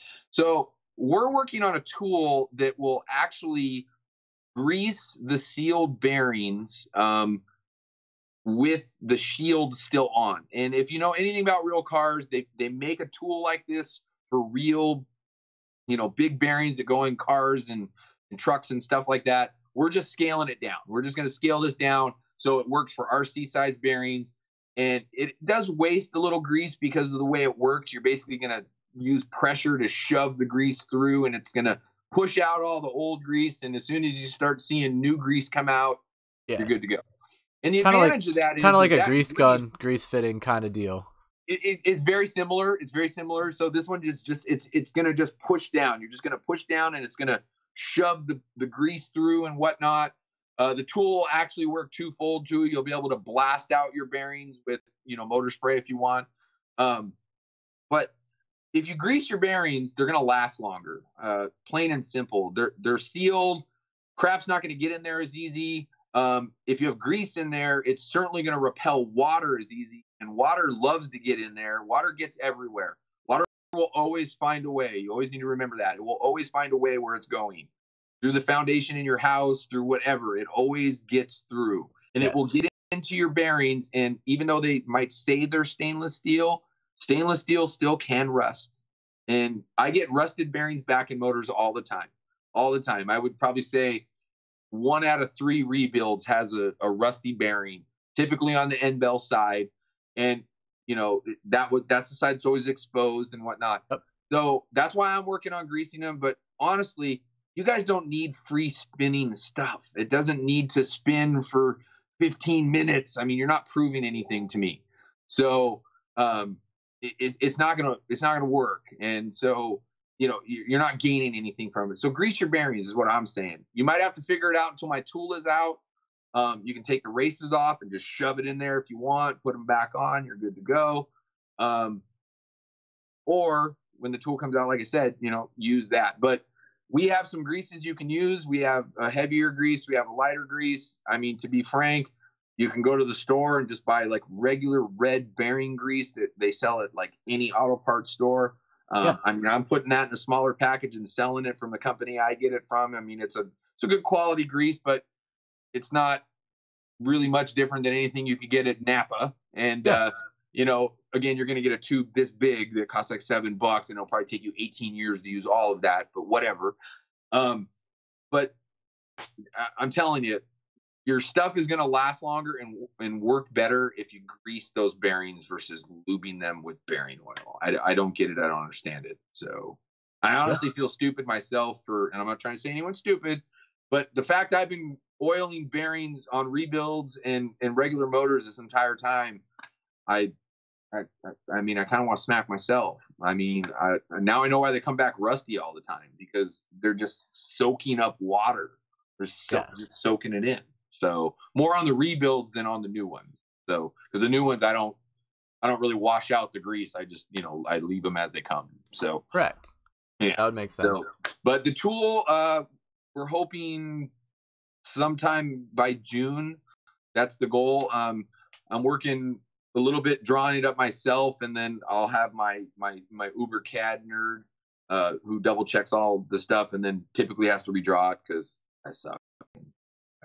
So it is what it is. So, but hopefully by June, that would be the goal, that we'll have our little tool out. It'll probably be around $25 just or so for the tool. So that's what we're aiming for price wise. So yeah. So I have a comment that says, I appreciate the honesty. So I'm guessing that's multiple fold, that you're saying that like you lube stuff and you're like, oh well, that was weird. But I'm guessing also that you said like, hey, like the lubes and things are repackaged from other stuff. And so I mean, I feel like it's fairly common knowledge, but not everybody knows and understands that. And so I think that's maybe what they were referring to. It was from Chris. So I figured I'd just bring it up. I mean, to be frank, I don't know how common knowledge it is. I think a decent amount of people know it. I do know that a lot of companies, though, if you go read their little whatnot, they actually act like they developed it and they did it and whatnot. And I mean, those greases are made in batches of like 25,000 pounds. Yeah. And I don't know about the rest of you, but 25,000 pounds in the little containers that stuff is normally sold in by an RC company would take about 2 eons to sell.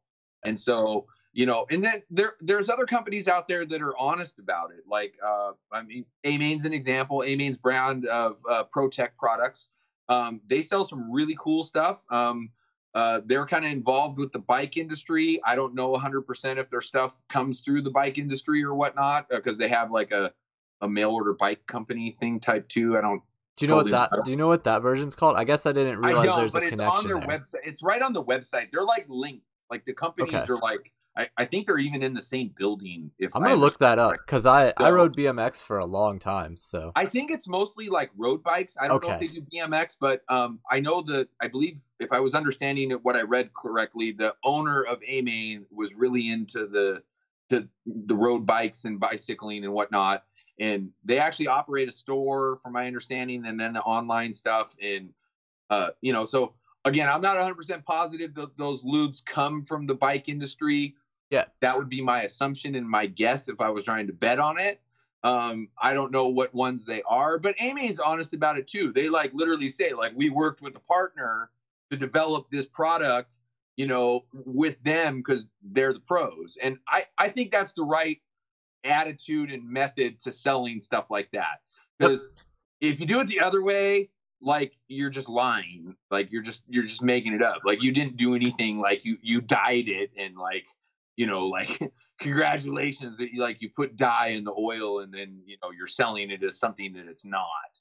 And then there's companies like, I guess, like, say Associated, that makes RC10s and whatnot.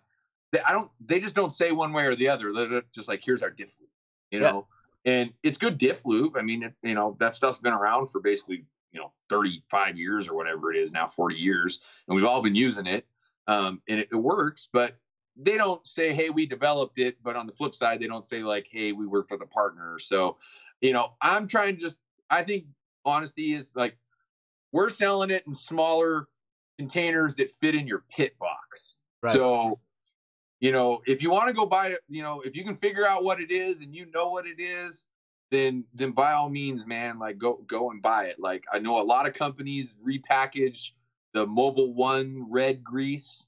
I mean, there's actually one company that just flat out says it's Mobil 1 red grease in a smaller package, and they sell it for like $4.99 or $3.99 or something like that. You can go buy the whole tube for $8. Yep. And I think it probably makes like 10 of those. But do you want to haul that around if you got to take this stuff to the track with you? I don't. I mean, I guess if you're doing your crawler stuff at home, it's not that big a deal. But and it's the same thing with like the oils. I mean, they don't come in little bottles like this with the needles and whatnot. These actually cost money. We got to buy them. I mean, we even got like the ones that like the nail polish. This is our pinion and spur gear lube. It's more of a race thing, but it reduces friction. It's a trick I learned from the slot car guys. They're all about that crazy stuff, and they test everything like mad, and that's their thing, and it works. I mean, I went down and watched it firsthand with my own eyes. I mean, a guy like showed me the car without it and the car with it, and it was faster and it was quieter. Really argue with it. Then he told me what it was, so I got a hold of the company, bought it in bulk from them, and I put it in a container that fits in your pit box. Yep. So because the container I get it in does not fit in your pit box. So, you can figure out what it is though. Go about yourself. Which is funny. One of my racers, that used to work for me, Peter. As soon as I handed him a bottle, he knew exactly what it was, and I was like, God damn it! But it is what it is. So, but yeah. So, but yeah, that's that would be the tip on greasing stuff and be honest about what stuff is, because I just don't see the point in. Right. And honestly, I kind of got from advertising there, and I thought that was the way to sell it. I thought that was the way to let people know. You're I'm not gonna randomly in my basement and blowing myself up, because that's what would happen. So. All right. Yeah. We had some weird like freezing coming through from the from Skype, which is a first for me over here on YouTube. So if you watched any of my show from last year, any of you guys who are watching right now or who are tuning in later, freezing and issues were a thing of every episode in the past. So bear with us. We'll make it through all the stuff. We're back now. You're very smooth right now. So I don't know what happened. But anyway, so back a little bit to what's going on. I want to take the discussion in a slightly different way, and then I'm going to come back to the tooling question. But why? I think a good question. I know that I've got at least one newer person in here, and I'm sure that like a lot of people would want to know this answer. What is the difference in like $35 intensity motor and $145 axle buster motor? Like, just as an example, like the cheaper motor, the more expensive.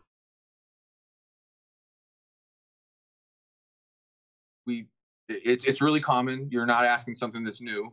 So an intensity motor, so that's like our baseline machine wound. That specific motor is actually it's part Chinese made and part Japanese made. I know it sounds weird, but that's just the way it is. Yeah. It actually has a Japanese end bell, and then the rest of the motor is Chinese. So I didn't like the Chinese end bell on that specific motor, and I like the way the one works, so that's what we use. And so everything on that is basically done over in China for the most part, minus obviously the end bell, which is made in Japan. But those motors come to me like mostly complete. Okay. And so though I do stuff to those, the amount of work that I'm putting in that specific motor is significantly less than the higher end motors. on the flip side too, when they're over there in China and Japan, that stuff's all automated that they're doing. So they have this crazy machine that holds an armature, and it's got these huge things that look like, I don't know, they look like huge coat hangers, and they spin. If you ever want to see it, they're on YouTube. Just look up like armature winding machine or stator winding machine if you want to watch one in action. It spins so fast that you cannot actually see it moving. It's crazy. Like a blur. And these things spin around and they wind, they wind that section of armature and they rotate and it spins the next one. It rotates and spins the next one. And it's done. It's like literally done. Like faster than you can blink your eye, it is done. Yeah. And it's super fast. And then on top of that, that arm then goes over to an automated machine that will do a compression weld. Let me see if I need an armature. Where's one at? Oh my gosh. Only motor guy in the world that doesn't have an armature accessible. Here we go. Okay. So get these little, I'm terrible with doing this. So these right there, those are called comm tabs. Okay. And that's basically where the wire terminates to the commutator itself. Okay. Gotcha. So on a machine wound motor, they have a thing that comes down and does what's called a compression weld. Okay. It basically like smushes it together, and I don't totally understand like the physics behind it and everything. I'm not a welder, so like I don't understand like exactly how it works. It's a terrible connection. It's like it's not very good. In the racing days, they were not very good at all. All the stock motors were done like that. So all the motors that were for the stock classes, the 27 turns and whatnot, they were all machine wound.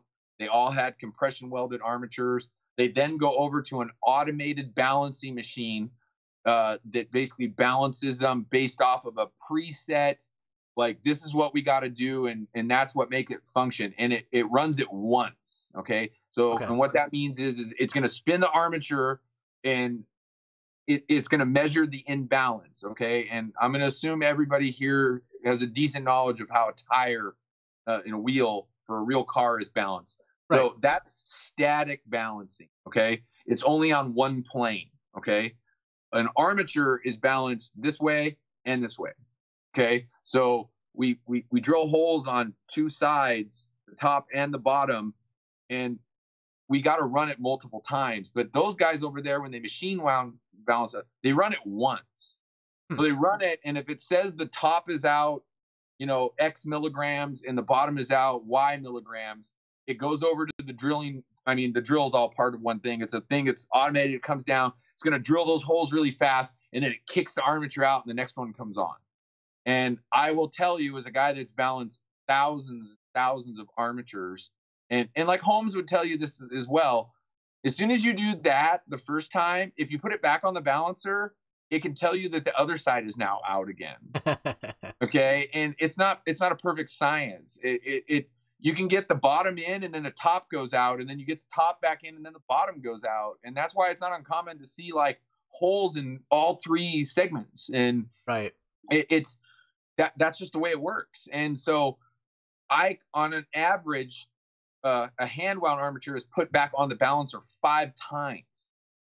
And gotcha. So, and then on top of that, when the winding takes place, it winds a preset amount of wire. Okay. So it's like saying like, we're going to throw this much wire on, and I mean, if you ever looked at one, they look like crap. I mean, it's just a yucky looking machine wound disgustingness. I mean, they're not meant to look pretty. Right. And the wire's all over. There's no pattern to it.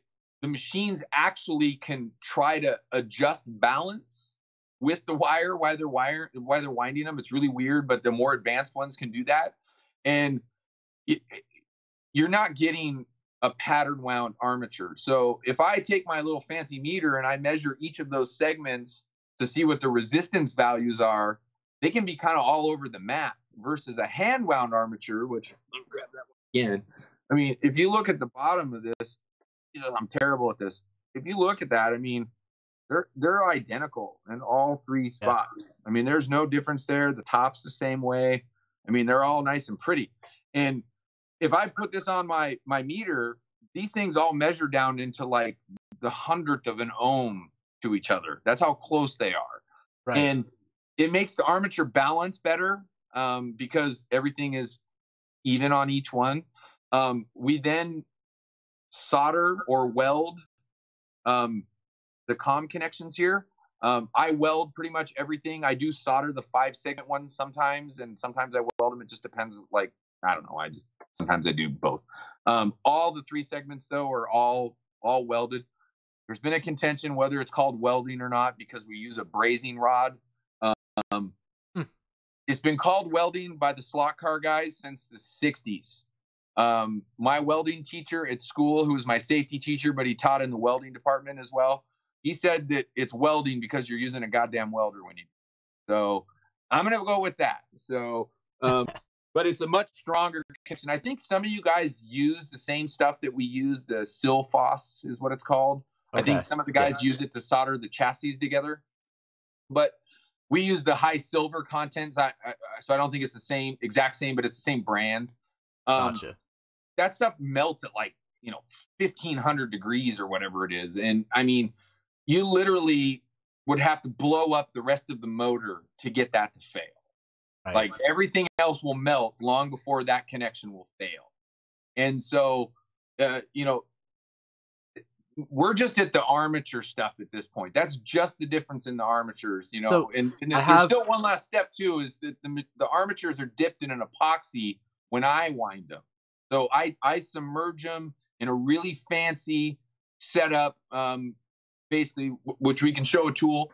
We'll bring that in. This is my new one. I just got this one. So this is my BPI container. So basically, I can't show you the inside thing that I dip it because I don't want Holmes to see it and copy it because he'll do that. No, I'm just kidding. So, but basically, we use this to suck out all the air and to draw the epoxy all into those windings. So it's like a solid thing. The epoxy on a machine wound armature is either sprayed on or brushed on the outside. Okay.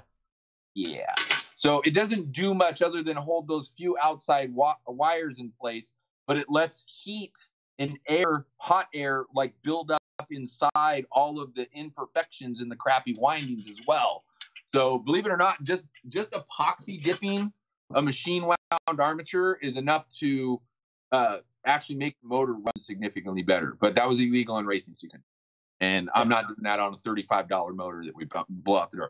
So now we're done with the armature. That's that. And so when we get into the rest of the motors, as you get up in the price range, better magnets, higher quality materials, way more tuning, lots more stuff goes on in those motors. And then, when we get into, say, the fancy one like the Axle Buster, right? The Axle Buster, hold on, I got one right here. I got to get out of my chair. So the Axle Buster uses a 28 mil. God, I'm so terrible with holding this thing. So yeah, I always have that problem. That's a 28 millimeter armature. So I'm going to hold up both. Ooh. The size difference? Yeah, significantly bigger. It's slightly bigger. So, the standard armature is 23 millimeters and Axle Buster is 28. And so the Axle Buster uses really expensive cobalt magnets that are super thin. They're very expensive to manufacture. They're actually really easy to break if I'm putting them in and not paying attention fully. Sometimes I probably broke 20 magnets over the years of those things, good thunk, and it just shatters. And so when you get up in those motors that start costing, over $100, they're typically CNC cans, fancy magnets, lots more labor. And, it's just a lot more materials that are going into those and a lot more of my time. Right now, currently it's you, right? Every one of them is you. It is me. Yeah. And so the only thing I don't do here at Brood is in-house is I don't wind the armatures. I know how to do it. I've done it before. I'm not a big fan of it. I've played baseball my whole life, and for whatever reason, though, I have really not overly strong wrists. Okay. And I've just always had issues keeping the wire steady. So Derek Furutani, who used to be the head winder for Orion and Max Tech, You know, this guy won, you know, literally like 4 on-road world championships, which literally is the most extreme test on a motor that you can do. Like, Yeah. there's nothing in crawling or off-road racing or anything that compares to on-road touring car. I mean, they're 4-wheel drive, crazy drag, crazy speeds, and this guy won 4 world titles in a row. Yeah. So, I mean, and so Derek winds pretty much all of the Brood armatures that come up.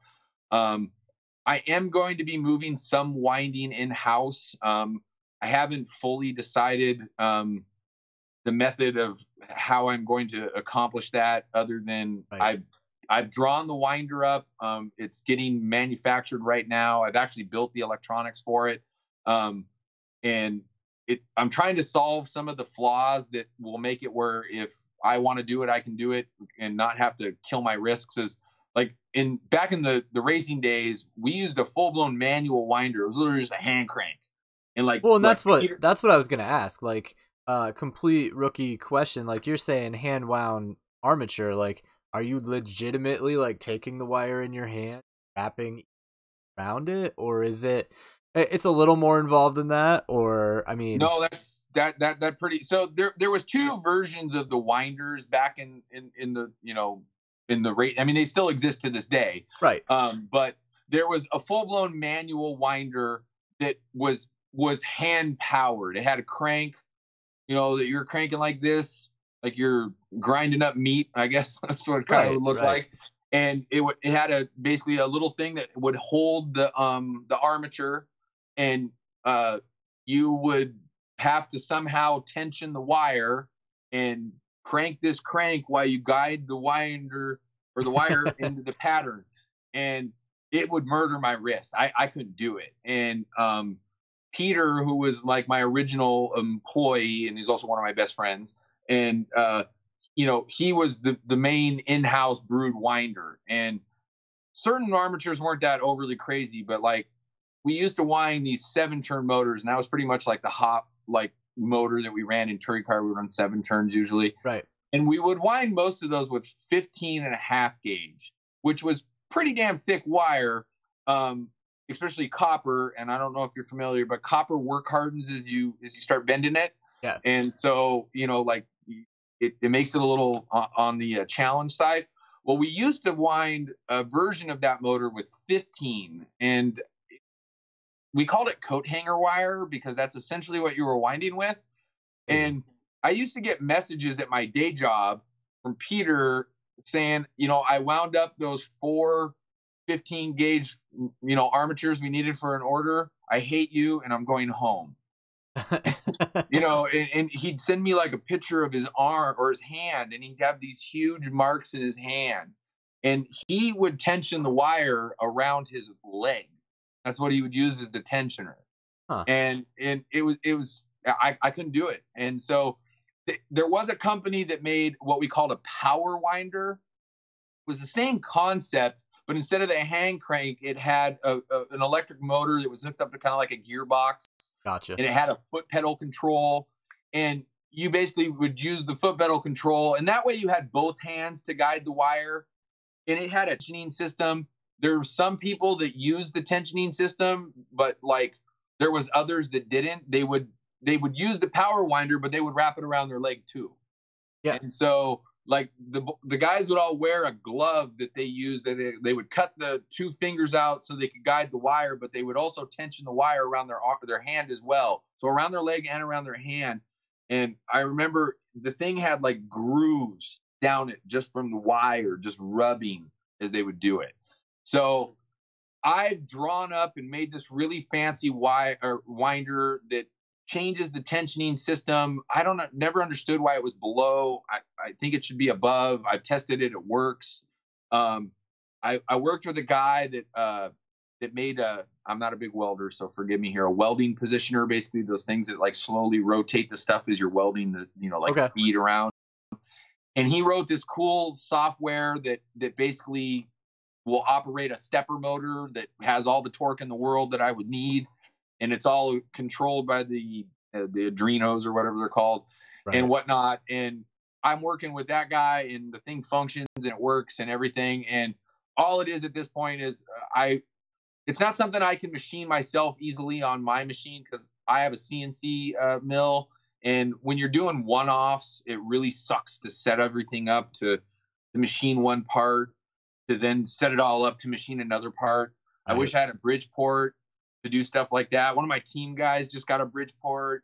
I want to drive to his house and steal it because then I could have it. And I learned on a Bridgeport at school. I mean, we had CNCs as well, but they make you use the Bridgeports first before they let you blow up the $80,000 machines. Right. And it's so much easier to make a one-off part. Like you just put it in the vise, you lay out your stuff and drill holes and mill it, and it's just way easier.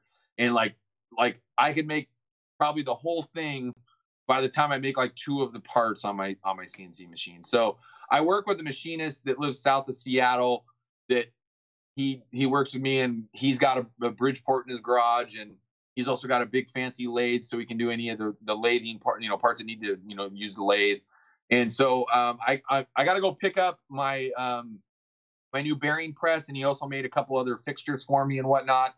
And then I'm dropping off the materials to make the winder, but I still got to get Nick to do the drawings because I'm terrible at not the actual drawings, like the blueprints, because they all want those, and I'm terrible at them, and Nick is like amazing at it.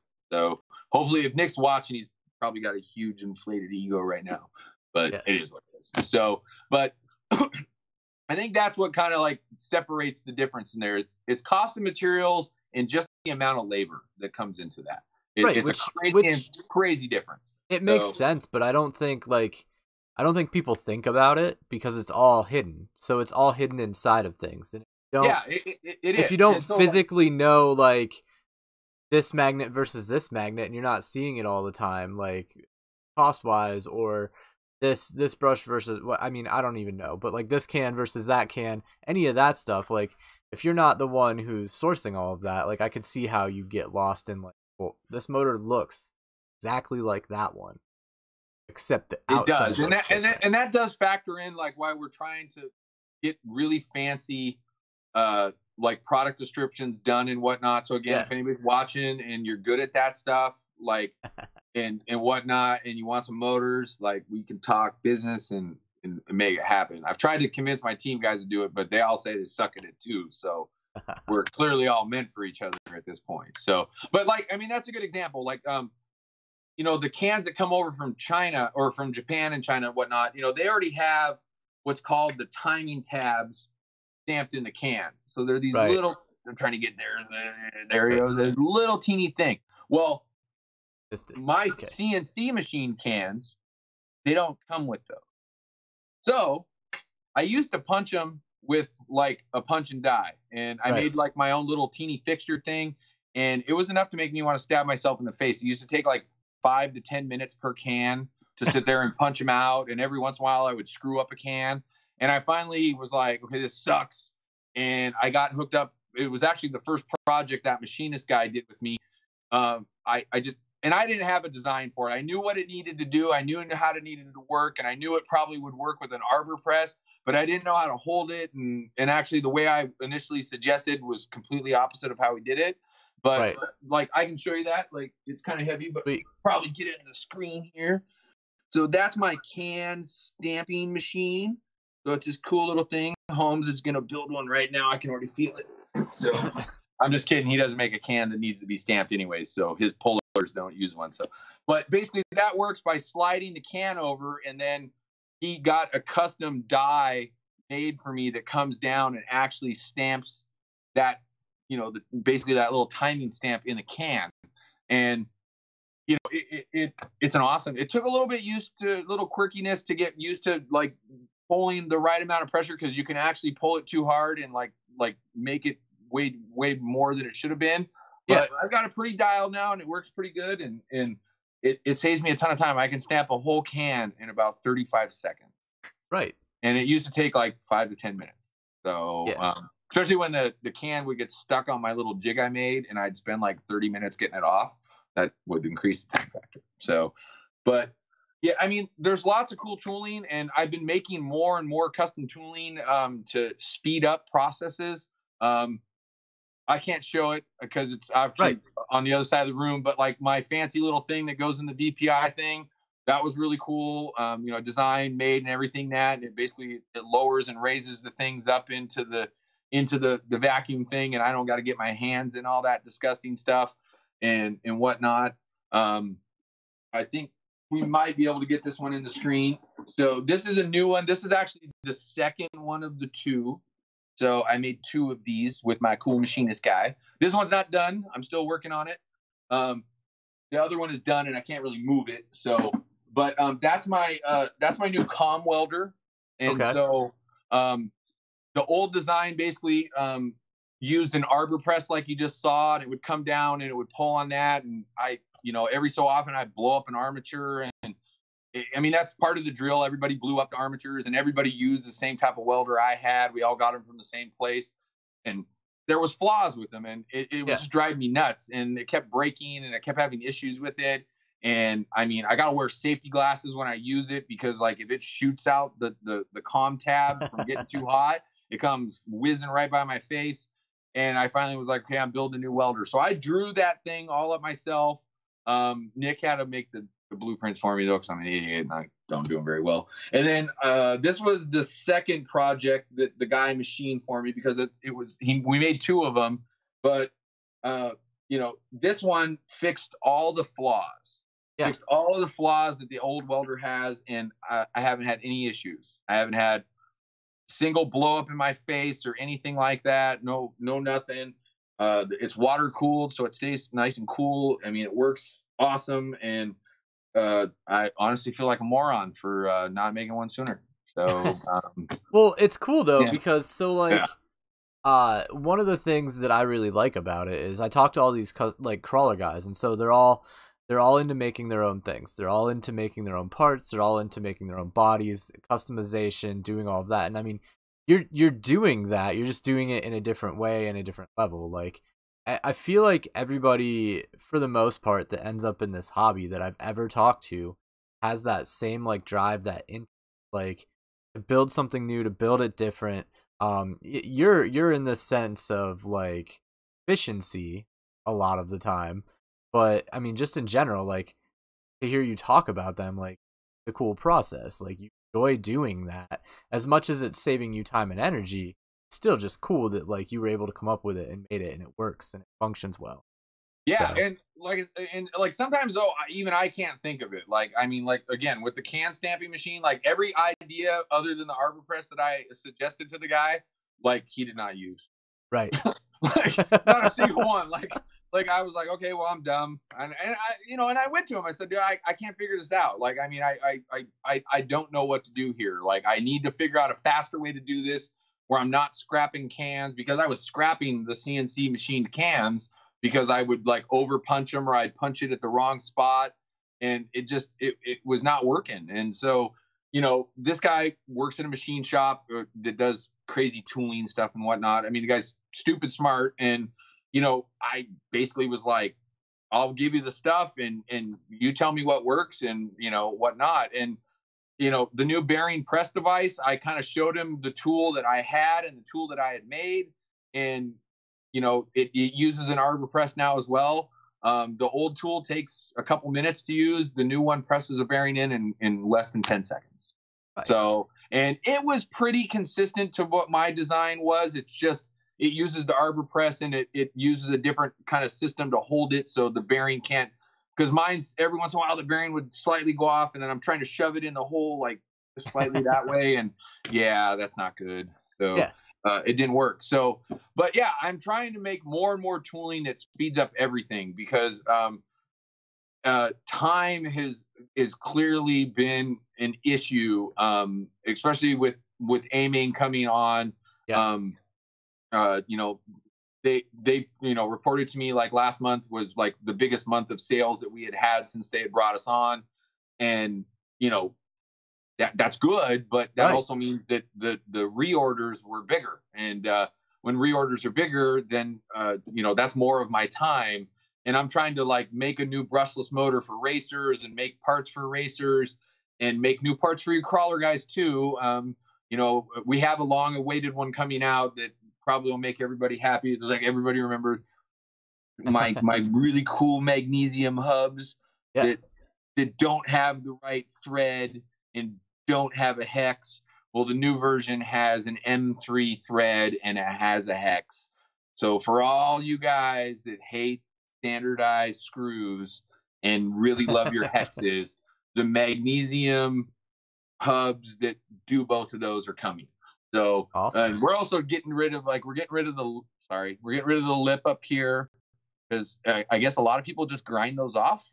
I don't know. I've always used them. They always have fit my application, so I've never had a reason. But of 20 people I asked, like 12 told me to get rid of it.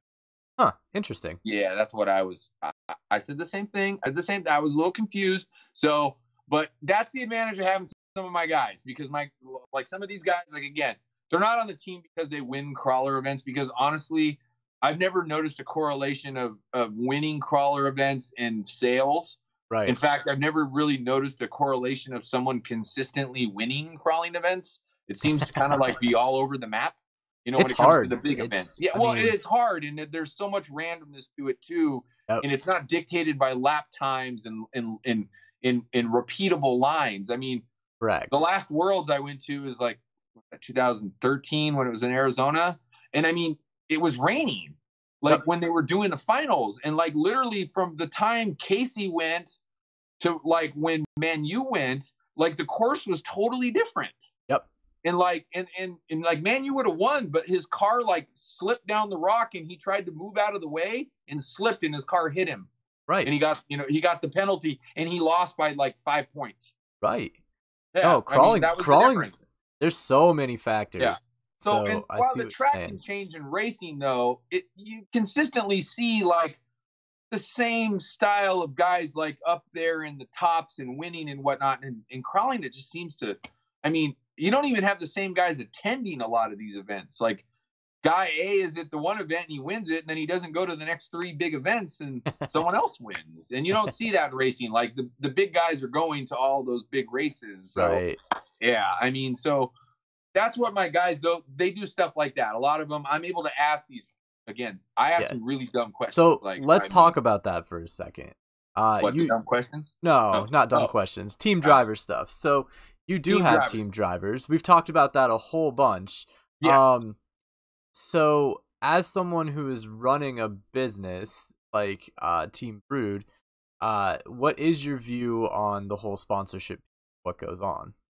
Well, are you talking about just like how a lot of people are sponsored? No, I just mean in general, man. Like for you, like you've already alluded to it a lot this evening that you have a slightly different worldview on what's going on with them. You're using your team drivers not to like hawk your wares as much as you are using them to support your knowledge and so on and so forth. I think you're also using them to like sell products, don't get me wrong, like as you should be, but you have a multi-level agenda to having people you have selected. I'm just curious what the thought process is. Well, I mean, back in the racing days, I mean, we had to use drivers to test stuff and figure stuff out. I mean, that was their job. But their job was also to win. I mean, because what won on Sunday sold on Monday. I mean, that's the way it worked. Yep. I mean, like one of my guys would win the big race, and on Monday we'd sell every damn battery pack we had in the shop. I mean, they'd be gone.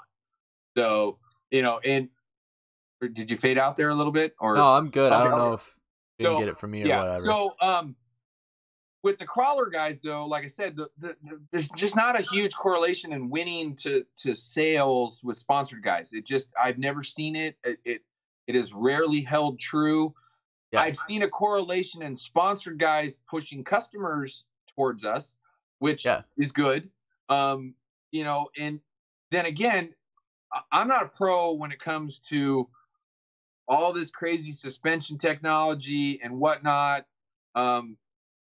Even just how some of the drivetrain stuff works and whatnot. Right.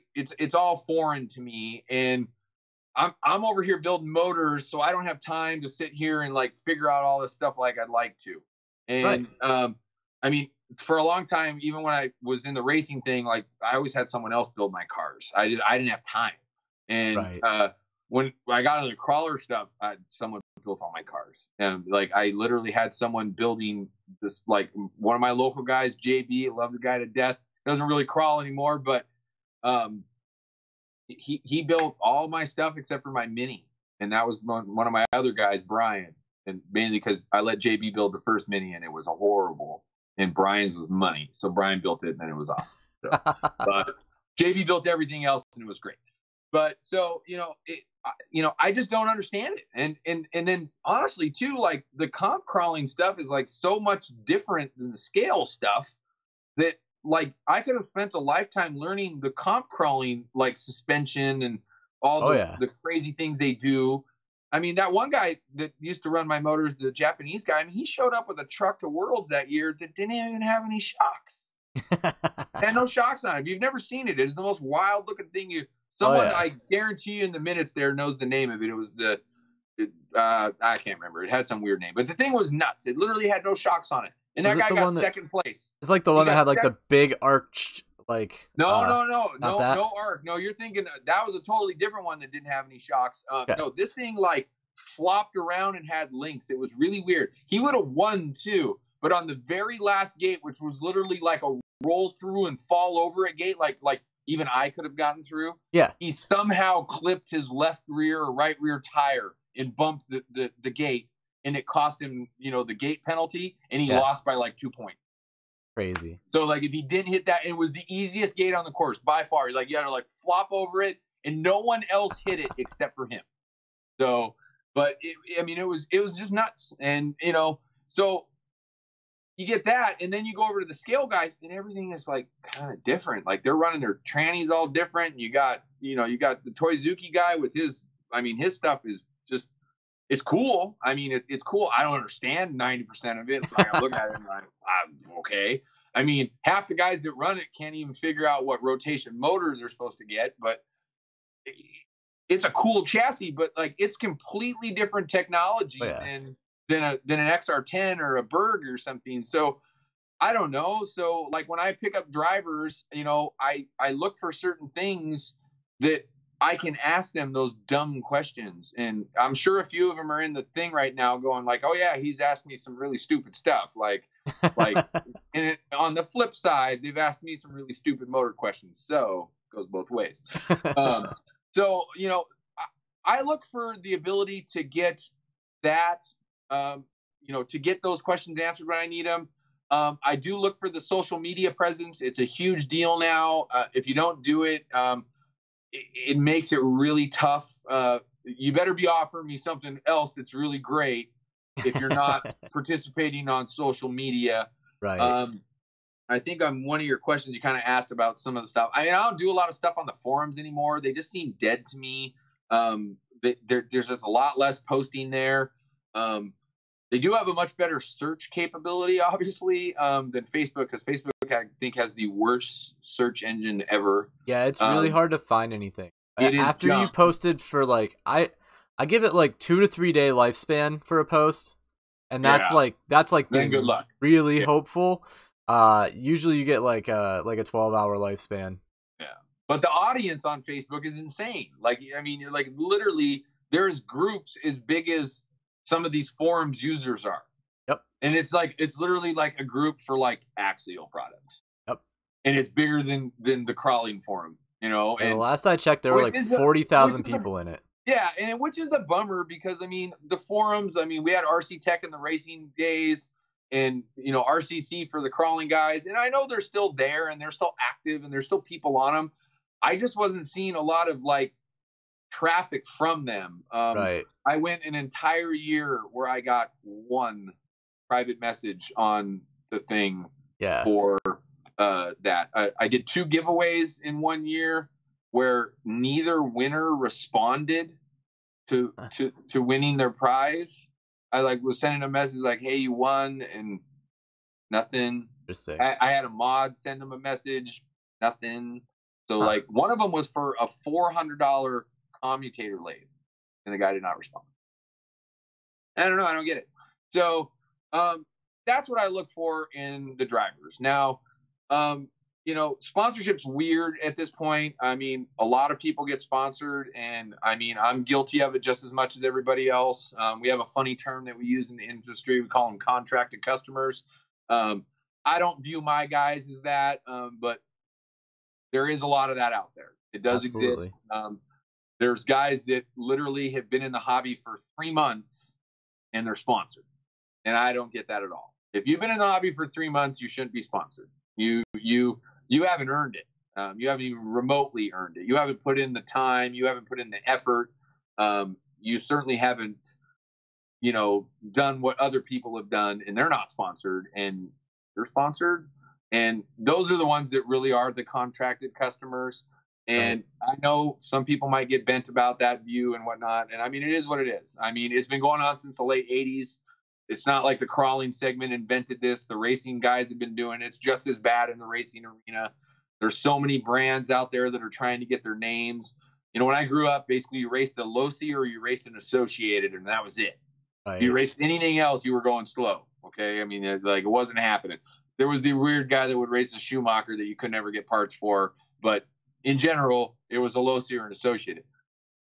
I'm racing again now. There is literally 10 plus competitive brands that you can go get and be competitive out on the track. Like 10 plus brands. It's insane. It's insane. And I think it actually hurts more than it benefits because it's much harder to figure out setup. You used to have like all the Associated guys and all the Losi guys, and like you just like, hey, what are you running? And copy his stuff and you'd be decent. Now it's like, when I first started, got back, I was the only guy at the track with a Losi on weekend. I was the only guy there. And I was like, well, I'm pretty much screwed. But luckily, one of my old team guys was there and he used to race a Losi. So I got some help and he got me all going. So we were all good. I still suck and can't drive very well anymore. So, but you lose the reflexes when you get up in your 40s. So. I see. Not quite. There's probably a good excuse. I don't know how accurate it is. So.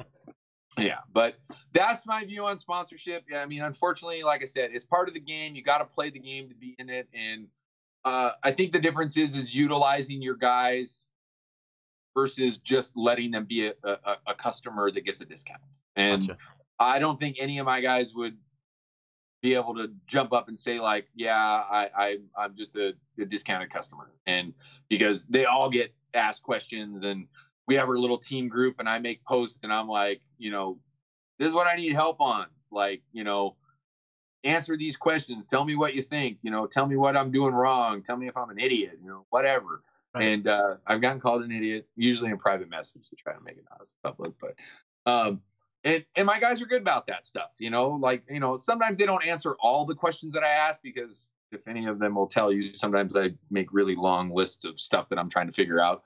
And or that I'm working on, or I'm whatnot, or I want an opinion on. And, it's, sometimes it can be overwhelming, I guess. So they'll answer the ones they feel comfortable on, and that's fine. So, but I get good participation in that. And I think all companies should be utilizing their guys like that, because if you're literally utilizing your guys for results and like to buy stuff at a discount, so you're selling more stuff and more people see it out there, I don't think that's really, that's not what it's for. I don't think that's what it's for. I don't think it should be done like that. But some companies do, and I don't run their company, so that's how they do it. Fair enough, man. Fair enough. So we've been going at this for a while. So I'm curious if there's any specific things that I missed as we kind of we did not take a direct line. And for anybody who watches the show on a regular basis, I usually take a direct line down the questions, but we went all over the place, and I'm good with that. I enjoyed it. I just took it where it went, and you did too. It was amazing. Yeah. Is there any specific thing that I missed that you want to touch on right before we kind of end things up here? No, I mean, I think I answered most of the questions. Oh, I mean, I think you asked like what car I recently built. Oh yes, something that was for you. It was a race car. I'm sorry. So okay. I don't care. This is my new TLR, which is what they call Losi now for some reason. I guess they want to change the name. So this is their new 5.0 kit. We race on carpet and turf up here, which is awkward, I guess, but it's nice and clean, and you don't have to clean your car, and your tires last way longer. It's actually really fun. It's like on road with bumps. Gotcha. And But the carpet version of the car wasn't out yet, so we ended up getting the dirt car, and all the parts were available except for the new version gear diff, but the old version still worked. So we built the 5.0 car, me and Peter and my friend Jeff. We built the 5.0 car and converted it over to the on-road carpet version, I guess, and whatnot. So the other thing I was working on, which is semi-crawler, is my new Clodbuster. Ooh. So haven't got a ton of time on it yet, but these things are really cool. This guy makes these aluminum cases. They're CNC machined. He does them in batches, and they sell out like instantly. Like, I mean, I think he kind of makes them cheaper than they should be. He also makes aluminum tubes and knuckles, and I'm going to get those as well. But I kind of lucked out and found a guy selling a partially started kit, and I was able to get it, and I've kind of done some work on it and got it cleaned up and everything. It's brand new. It's never even been run. So it's kind of a crawler, but I'm building it as a monster truck because I always thought these things were super cool when I was a kid, and I never like got one. And like the aluminum was like super cool. So I was like, gosh, I gotta have that, but I missed it. But now I got one. So as soon as I get some more time, I'm going to go get that finished. I was thinking about like fixing it and like running in the novice class at the carpet track and just running over people, but I don't think they'll let me race a novice. So even though they let some other guys race a novice, it should not be a novice, but that's a whole nother story. So the only thing I would think is if there's any dire questions that people ask that you want to do there, or other than that, no, I think I'm good. I think we nailed all the questions on your stuff. Yeah, I think. I guess the only one we missed is the other new stuff coming out. We talked about the hubs. I've got magnesium motor plates coming. So the SCX10 motor plate, which I guess is the same for like the Wraith and whatnot as well. We'll have a magnesium one of those with really cool engraving stuff on it and whatnot, and heat sinking and whatnot. So you'll save some weight there, and the motor actually will dampen better because magnesium has a natural dampening property to it that aluminum doesn't have. Okay. So we got those in the works, and then there's a couple other. We did actually come out with the standoffs, so they're available on the website. I really despise making them because I got to drill and tap them by hand, which kind of sucks. I mean, I use my lathe, but it's still like one at a time. It's not CNC. Yeah. And but those are available on the website. They're only a 70 millimeter though, so they don't work with every chassis out there. So, but yeah. So, but yeah, I guess like I said, unless there's some dire questions you want to ask from the user people down there, I don't know. I can't see it, so yeah, you're good. I don't know what's going on there, so. I think people were doing a lot of listening. I really enjoyed the middle portion where we talked about a lot of the tech stuff, and we talked about some of the more in-depth things. And I don't always get into that because there's a lot of like, hey, who is this person type of stuff in a lot of my interviews. But because we've already done one and we've already gone through this process once, we were able to get into some more of that. And I look forward to re-interviewing some people because this was definitely a new experience for me. With what's going on, because I think you're my second re-interview, but the first one was Ryan Kornmesser, who is local to me and I've known Ryan forever. So interviewing Ryan is like talking to someone that I talk to constantly. So this has been a fun process for me, man. I truly enjoyed it. As always, you'd be welcome back again. I think we could probably talk 10 more times and never run out of stuff to talk about. So yeah, I mean, we're just going to keep coming out with new products, and I mean, obviously there's always more and more tech stuff that you can talk about and get in even more in depth where we start pulling apart motors and looking at stuff so people understand the parts and whatnot. And no, I mean, I think these re-interviews probably are a good idea for you. You know, because you can go back and ask more techie questions of some of these guys. I know a few of my guys you've interviewed, including a couple recently, and and they do cool stuff tech wise, and so it's like you got the generic list of questions, I think, and those work and they're good and they function. Absolutely. But when you get into that second interview, you can kind of let like the inner nerd come out. And I think that's really what got to happen tonight. Like I don't usually get to just be like, all right, point the person who you're talking to in a direction and like let it go. Like Yeah. all the great stuff that's in there got to come out. So I truly enjoyed it. I look forward to doing it again, man. I'd have you back again. I think we could talk about motors for days. I just got a bunch Trust of me, we can talk comments. about motors for days. Like the technology in motors can go on forever. Yeah. I mean, we really haven't even talked a ton about like brushless crawler stuff. I mean, Right. there's a lot of technology there. We are working on a couple new things. It's just expensive tooling. It's expensive tooling, and it can only be done at a certain spot, and it makes it really tough. And Yep. a lot of people kind of always question, like, why is there not a new crawler motor out, for brushless or whatnot. And I think we saw that the Three Brothers one come out not too long ago. Yeah, it was But over the last year. yeah, but I mean, there was like a long like period from like, okay, it's going to be out, we're going to take pre-orders, and then it took longer than they expected. And and obviously, they understood it and whatnot. I mean, the guy that runs that company used to buy motors from me way back when, and whatnot. And some of their guys, have bought stuff from me before.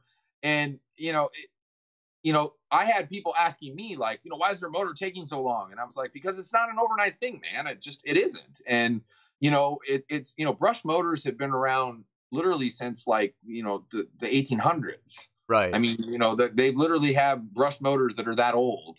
And brushless motors are nowhere near that old. Right. They're and in RC they're still in their infancy. And Correct. what people don't understand is that the tooling and everything is significantly more expensive. It's hard, and just to wind one of those things. These things are a brush motor is a cakewalk to wind compared to a brushless. I don't know if I've ever explained it to you, but like, you basically have to like figure out the length of wire that you need in the right size, and you have to tie it off at one end of the room. Okay. And you then have to thread the stator through that all the way down till the end of the wire and then terminate it off. That's an in runner. I'm talking about an in runner. I'm not talking about an out runner or anything. But that's how an in runner is wound. And that's why none are made here in the United States. The only company that ever did it in the United States that I'm aware of is Novak. And we know how that worked out.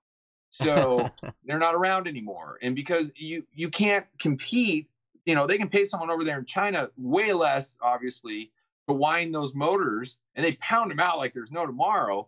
And over here, you've got OSHA and you've got, all the stuff you got to deal with. And it's a lot of work. And to be frank, that Three Brothers motor, I mean, it's more poles and whatnot. And it's, that was really small wire that they were using in really, really narrow slots. And I would imagine that those things just were not very easy to wind. And there was probably a learning curve there. And that's probably why it took a little bit longer for that motor to come out than everybody expected it to. Because everybody's like, it gets announced, we'll get them tomorrow. No, that's not the way it works. Right. Not the way it works, guys. And especially when you're dealing with China, because they take crazy holidays and they do all types of stuff over there. And and I felt for the Three Brothers guys, because like, there was people that got impatient about getting their motors, and it wasn't their fault. People are always going to be impatient. Everybody wants instant gratification. And that's why I typically don't do pre-orders. And I try not, because every time I've ever done them, I always get one or two guys that are like, hey, where's my motor? And it's like, dude, like, the predicted delivery date is in 2 weeks, and you're already emailing me asking me where your motor is. And so I typically hate pre-orders. I've done 3 ever. So I did it on the Anarchy twice, and I did it on the Genesis and Nexus, and I'll never do it again. So it's just not worth it. You just deal with it too much. So, but yeah, brushless motors, like I said, we could talk for days on those things. I mean, they're a nutty technology, more nutty in the racing at this point than they are in the crawling, because crawling is still a smaller segment. But we use both, and in racing they only used the brushless stuff now. They actually took all the brush stuff out of the rule book. You can't even run one if you want. So yeah, when I showed up to race again, like, a bunch of people were like, holy crap, a ghost is. And they all asked me, like, please tell me that has a brush motor. So, because if you've never heard a brushed motor in a race car versus a brushless motor. It's a distinctively different sound. And Yeah. a brush motor just has this really sweet wind as it goes down the track. And the brushless motors are just, they're pretty much just kind of quiet. They don't really make that really distinctive sound as they go down the track. Right. And I had to bust everybody the news that no, I did not have a brush motor in there because A, it was against the rules, and B, the Hobby Wing speed controls can't even run them anymore. I know. I could have put a Tekin in there, but I didn't have one. So I'm a Hobby Wing dealer, and I got a good deal on a Hobby Wing, so I put that in there. So Fair plus enough. you get to use, yeah, and you get to use your iPhone to adjust it now. It's like super sweet, man. Like you do it Yeah. all like on your iPhone. And like All I'm right. way too lazy to use the button pusher thing anymore. Cool. So All right. So just let me know next time you want to do one, and yeah. we'll do that. So and Awesome, I'll man. send you that link to that article, and you can put that down there or whatnot. So if people want to read the A Main blog and go over and check out A Main Hobbies and whatnot, they definitely a cool company. So they glad to be in there. So Awesome, awesome. So you don't have to go for real, but I'm gonna end the show up and then I'll talk to you in a minute. okay, And so I'm just gonna transfer it over to me here, guys, and end things like I usually would. So thank you all for tuning in. I genuinely appreciate it. I think tonight was a really unique, like, second interview kind of thing going on here. I thoroughly enjoyed it. I loved the more tech aspect of what's going on. If you liked that, by all means, like, comment down below. Maybe I need to nerd out a little more when I'm talking to the people I'm talking to, because if that's what you're after, maybe that's what you're after. And again, I thank each and every one of you for tuning in. If you aren't currently subscribed to the channel, please do so. Hit that alert bell so you get notifications. Check out all of the stuff in the video description. There are links to my website and social media. There are links to Team Brood's website and all of the social media associated with that. A big thanks to Eddie. And as always, guys, if it wasn't for all of you, it would just be me talking to myself in my basement with my camera, and literally no one wants to see that. So thank you guys all for tuning in, and I'll catch you guys all next week with another live at 9:45. Thanks.